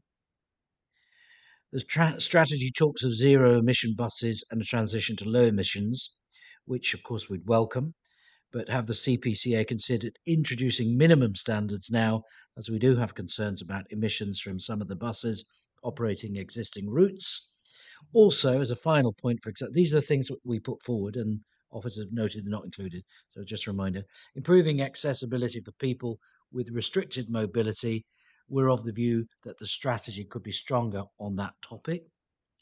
And just returning to what we spoke about earlier at the meeting, Councillor Smith chaired, some Peterborough residents attended that meeting to ask questions about rural bus services, because in fact I'm often of the mind that when we talk about bus services, they're all Cambridge focused, just by the by, and it's about time I made mention that people living in Carster, Aylesworth, Wansford and the Wittering areas of Peterborough are very lacking in bus services. So we would be hugely supportive of those being introduced, but effectively it is a decision for the combined authority because that's seemingly where the funding is coming from. So I would say to you that there's a very active group in terms of bus, shall we say, I was going to say activists, because they want to see more service in their areas, which is perfectly understandable and reasonable. And I think, from the Peterborough City Council perspective, I would be wholly supportive of that. And I hope that those comments are taken on board with the relevant team here, Mayor. Thank you. Sorry, Anna, just as again the chair, that residents group that I think you're referring to, Councillor Fitzgerald. I mean, I'm pretty much aware they were at the TIC meeting, and I know you spoke to them personally and afterwards. So, do you want to just feedback to us, offer some reassurance? Then I'll come to you, Tim. Yes, I'd imagine Tim might be wanting to pick up on some of the same things there, but yeah, we had a very productive and powerful session with a variety of residents who came to speak on those issues. I had the chance to speak to some of them beforehand. We've offered a site visit, we've offered further discussions. I will certainly be in touch. I'm sure you'll want to be too, Mayor, and I know Tim and his team are already looking into that. So have a chat to me at the break, Councillor Fitzgerald, or there's obviously a recording of the meeting as well that you'll be able to take a look at. But I'm more than happy to fill you in more, but to give you absolute reassurance that those residents are going to have further discussions with us so we can listen to what they have to say.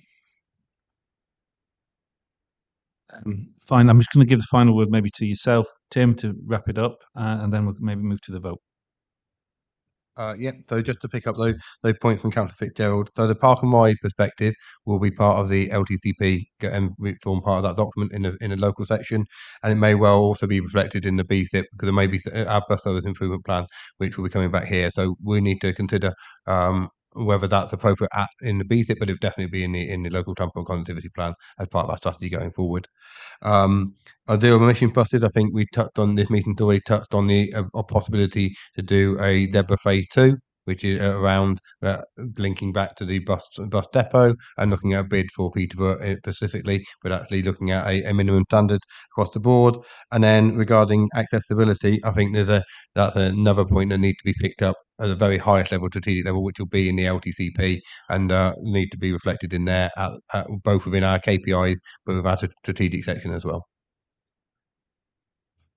Yeah, one fine point, yeah. Sorry, Tim.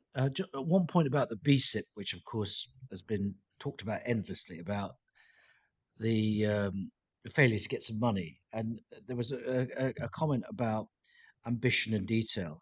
I think you've got enough detail and ambition just in the Peterborough aspects for bus service improvement. And that's something I think you really should major on, both in terms of the zebra stuff and all the infrastructure stuff is really a game changer. And I can't see why we wouldn't get BSIP money if that bid was put in along those lines, as well as other areas. But that is a major focus, and maybe that wasn't last time. Okay, I think we've probably gone round the room enough, and I think people have made the points, and I think we've got some important information that we can now add going forward. It still remains that in regard to item 6.2, I'm wanting to move towards the vote, and we have to note the outcome of the public consultation, support for the bus strategy, approve the bus strategy, and then agree to obtaining competitive quotes for 3 replacement local bus contracts, award contracts using predetermined criteria for the period ending March 2024, and then there's a delegation which is in the recommendation D. Can I, on that case, I'm moving the recommendations from the chair, as I've said before, seconded by Councillor Anna Smith. Can I move to vote? Those in favour? Those against? Okay, no, fine. So against? No, fine. So, and those abstaining? Okay, fine.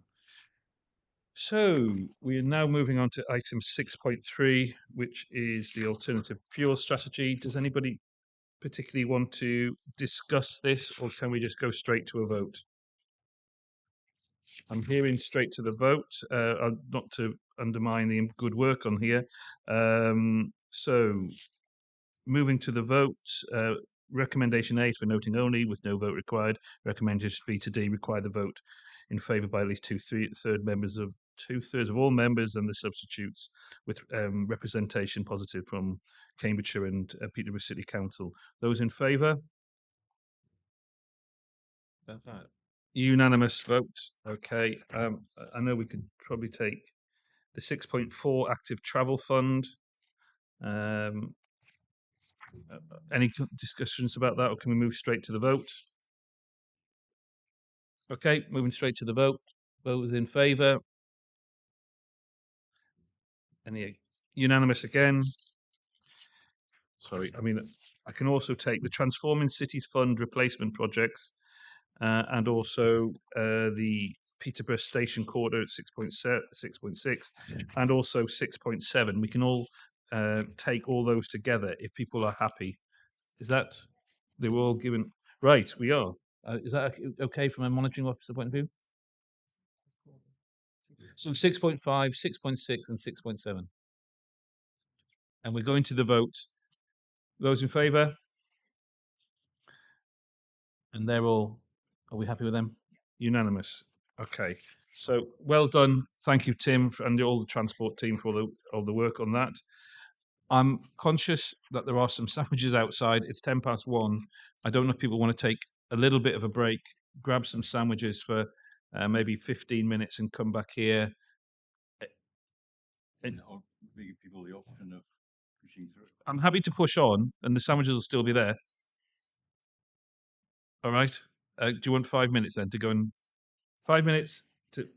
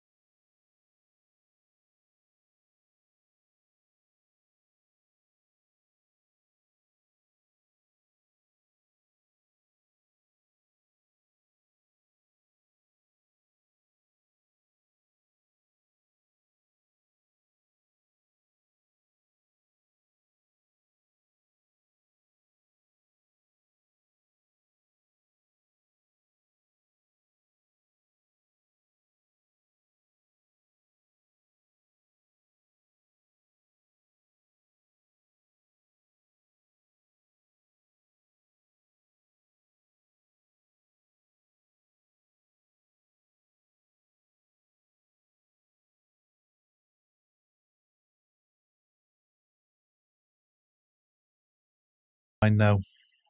Yep. Okay. So thank you all for your quick attention. Coming back so promptly. Now, we're joined by Fliss Miller. Part 7 of the agenda contains recommendations to the boards from the Skills Committee. All of these recommendations before us were approved unanimously by the Skills Committee. And I know Lucy, Councillor Singer, is not here at the moment, but she did reply back saying she would be happy for us to sort of move forward and take them all as one. But Luckily, Fliss has a half-hour PowerPoint summary. okay, I will read out my spiel. But, item 7.1, skills grant funding allocations and policy changes for 2023 to 24 contains an additional officer recommendation at E to approve the earnings boost policy that Education and Skills Funding Agency announced from the 1st of March 2023 in year for the current academic year 2022 to 23 and for 2023 to 24 to match funding policy in non-devolved areas. This is due to a national funding change made by the Department for Education after the Skills Committee met and the need to avoid disadvantaging colleges and providers operating in devolved areas. Item 7.2, future funding of the Careers Hub was added to the forward plan under general exception arrangements on the 10th of March.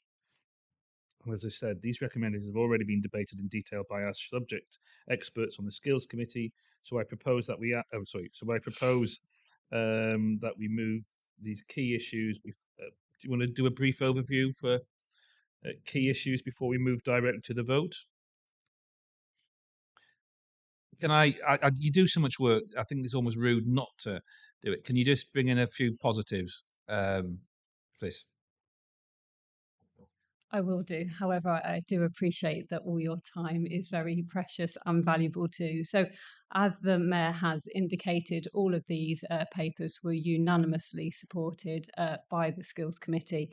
And we do have that one additional recommendation, which became apparent following the Skills Committee. So, therefore, we are enhancing our uplift to ensure that we also focus on the regional requirements that we have as well. So our colleges will be in a better place than what non-devolved colleges will be as well. So we have the paper on adult education, which is providing delegation to myself to make sure that we can act in an agile way to therefore take forward grant funding agreements both for adult education and also for Multiply. The second paper is around the Careers Hub.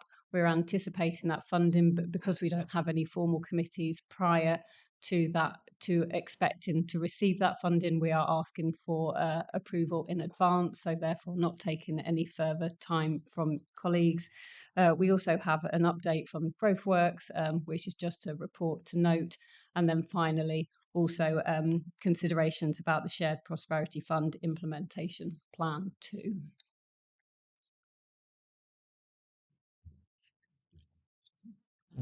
Councillor Bridget Smith. Thank you. So I just want to ask about the GrowthWorks report. So we were emailed quite some time ago now, the report, which had lots of numbers in it, but it was really quite difficult to make a judgment about what they were doing and really what the impact was. And I don't think this is the time, but it would be good in the future to get a better understanding of whether they are how they're working on my patch, for instance. Some more sort of granular information, because all these just things saying 1,491 businesses provided with a growth diagnostic. Well, actually, what does that mean? What's the impact of that? What's the benefit that it's delivered? So it'd be good at some stage to be able to delve a bit deeper into the work that GrowthWorks has been doing, please.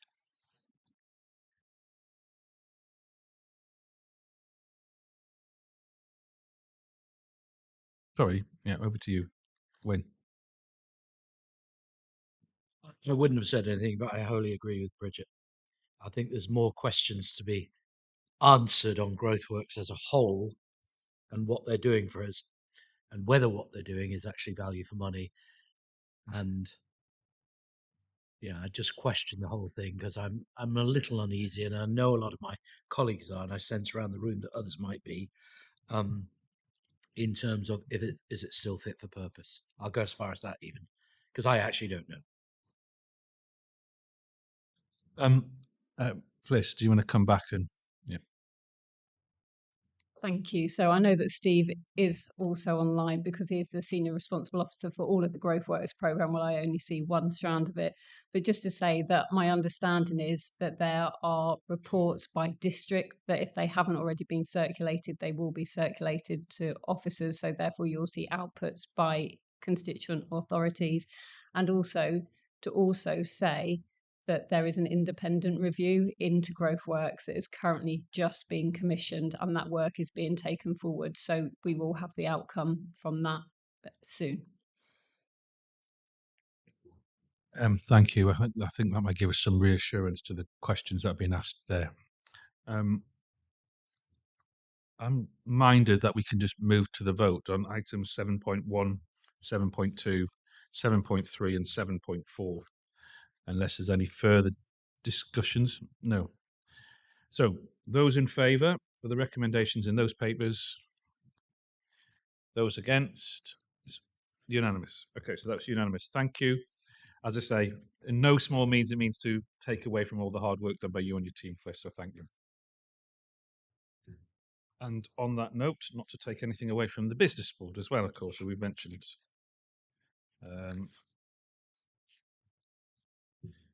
Part 8 is business board recommendations for the combined authority. Once again, in order to make the best use of the board's time, I'll ask the chair of the business board to highlight any key issues rather than looking at each report in turn.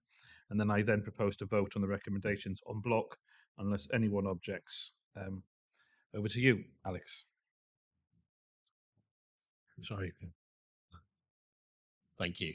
So just one quick point for everyone is that 8.3, where we were going to ask for your approval for some contingency funding on Growth Hub, if we need it. We don't need it now because after the paper was published, the Department for Business and Trade did actually confirm the funding going ahead. So 8.3 now falls, so we don't need a vote on that. The issue's been resolved by the receipt of that confirmation. 8.1 is really to note on the local growth fund position. I suppose the key item here today is around 8.2, which is the implementation plan for the economic growth strategy, which is a piece of work that's been discussed with officers and amongst the business board and worked up, supported unanimously by the business board when we took that conversation through recently, but the recommendation is for you to approve. And I need say no more, I think, Nick, at this point, unless there's any questions. All right. If we just kept talking, I might have finished. Thank you. Thank you, Alex, and obviously to all the team and the business board, which I do enjoy sitting. Does anybody have any particular questions with regard to the recommendations, the unanimous recommendations that came from the business board? There is no indication for any more questions, so I'll just move to the vote on all those. 8.1 and 8.2, but not 8.3 because that's fallen. Okay, so 8.1, 8.2, those in favour? Unanimous, thank you. So moving on to part 9, governance items. 9.1 is combined authority subsidiary company director appointments, and this report will be introduced by Edwina, our interim monitoring officer. Thank you, Chair. I would not say a lot about the report. It's just asking for approval to appoint CPCA directors on some of the owned companies of the CPCA. This is to ensure resilience and to ensure that some of the companies are closed down properly. There are 4 recommendations and they're set out in the report. Thank you, Chair. Thank you, Edwina. Any questions? No indication for further discussion, so taking all those recommendations together, votes in favour? Sorry, I need a seconder. Councillor Bridget Smith. Okay, votes in favour? And are we happy that's unanimous? Right. And now item 9. Oh no, I've done 9.2, haven't I? Is it okay? I've done 9.2. No, no, delegations to officers. Item 9.2 is delegations to officers. This report was published under general exception arrangements on the 14th of March. I'm moving the recommendations from the chair. Do I have a seconder? Councillor Smith. And are there any questions? Yes, there are. Councillor Smith, the other, and Bridget, and okay.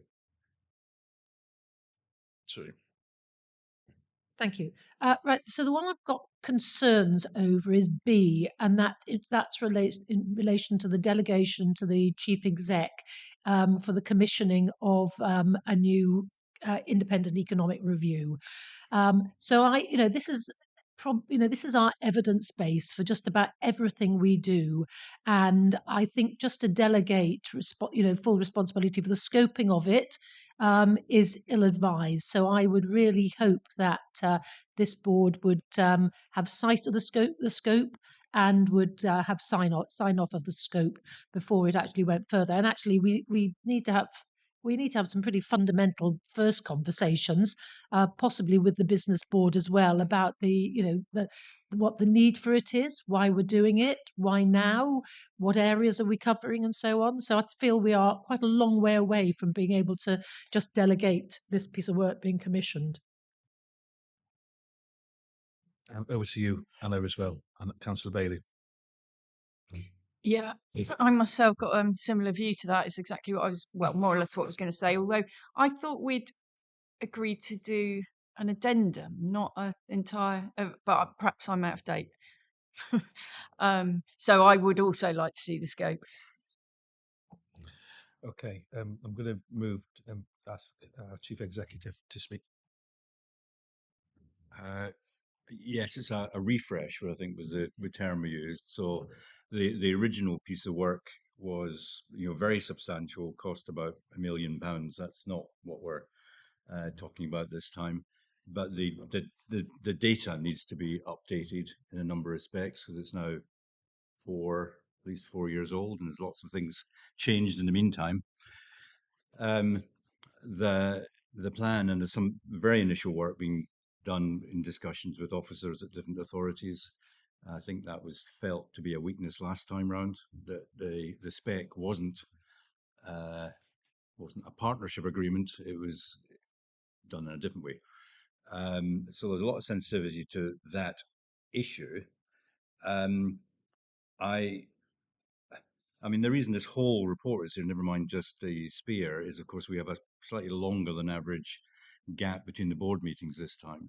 And so this list of things is about particular issues where we would in some cases definitely, and in others potentially move on in the next 3.5 to 4 months. I mean, unless you want to hold it back, the spec, until a formal discussion at board, I mean, I'm perfectly happy to give the assurance that we'll circulate that draft on the timescale.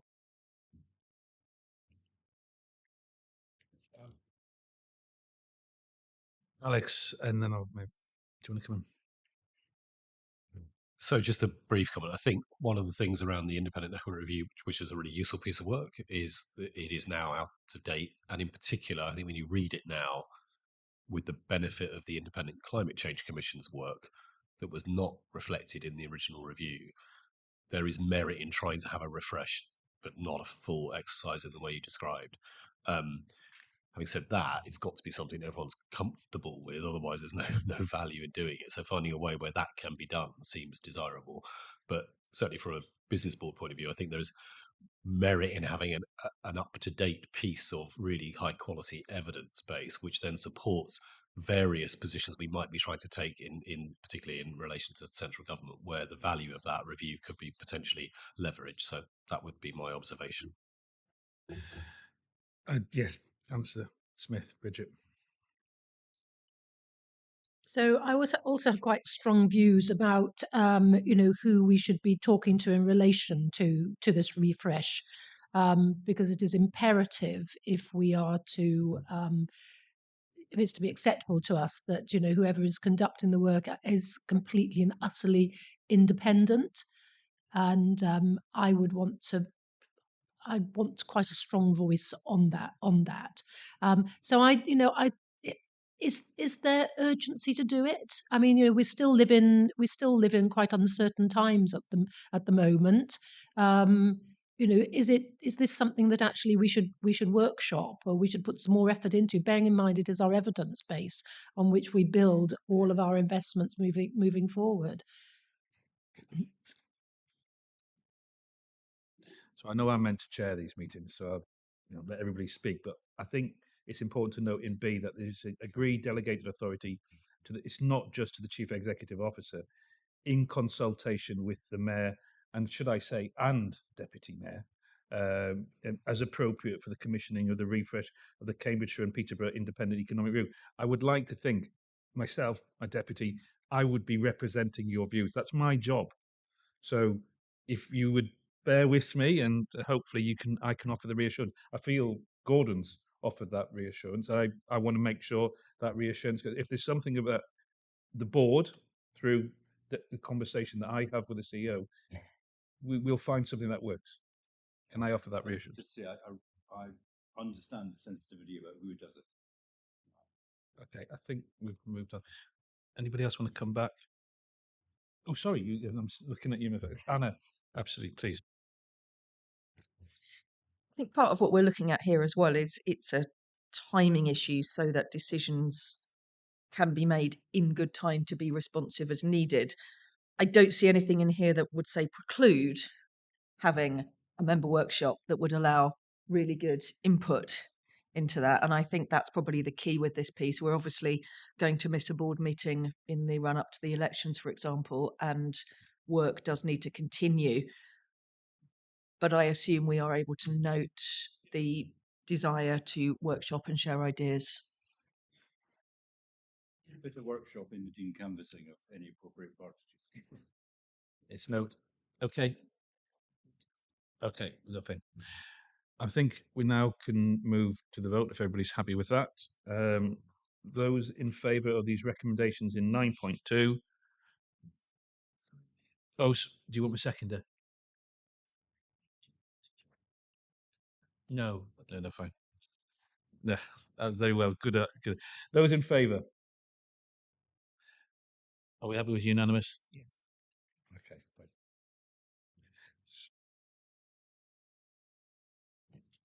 9.3 is the an acknowledgement of the forward plan. Are there any questions or comments, or can we take that as approved? Okay, I'm going to move to the vote. Those in favour of the forward plan? Unanimous. Okay. So part 10 of the agenda, we will need to consider whether to exclude the press and public from this part of the meeting.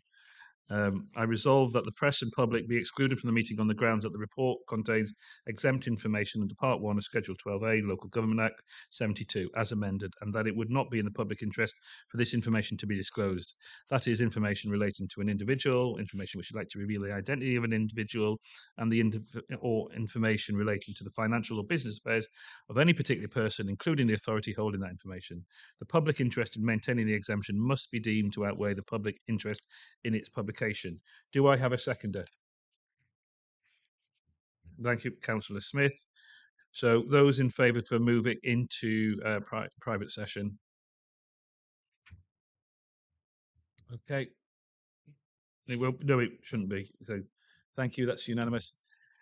Thank you, one and all, to members of the public who have stuck with us through watching on, and for those who have been here in public.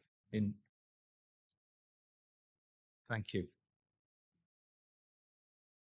Yeah, do you want to close it down now? Thank you.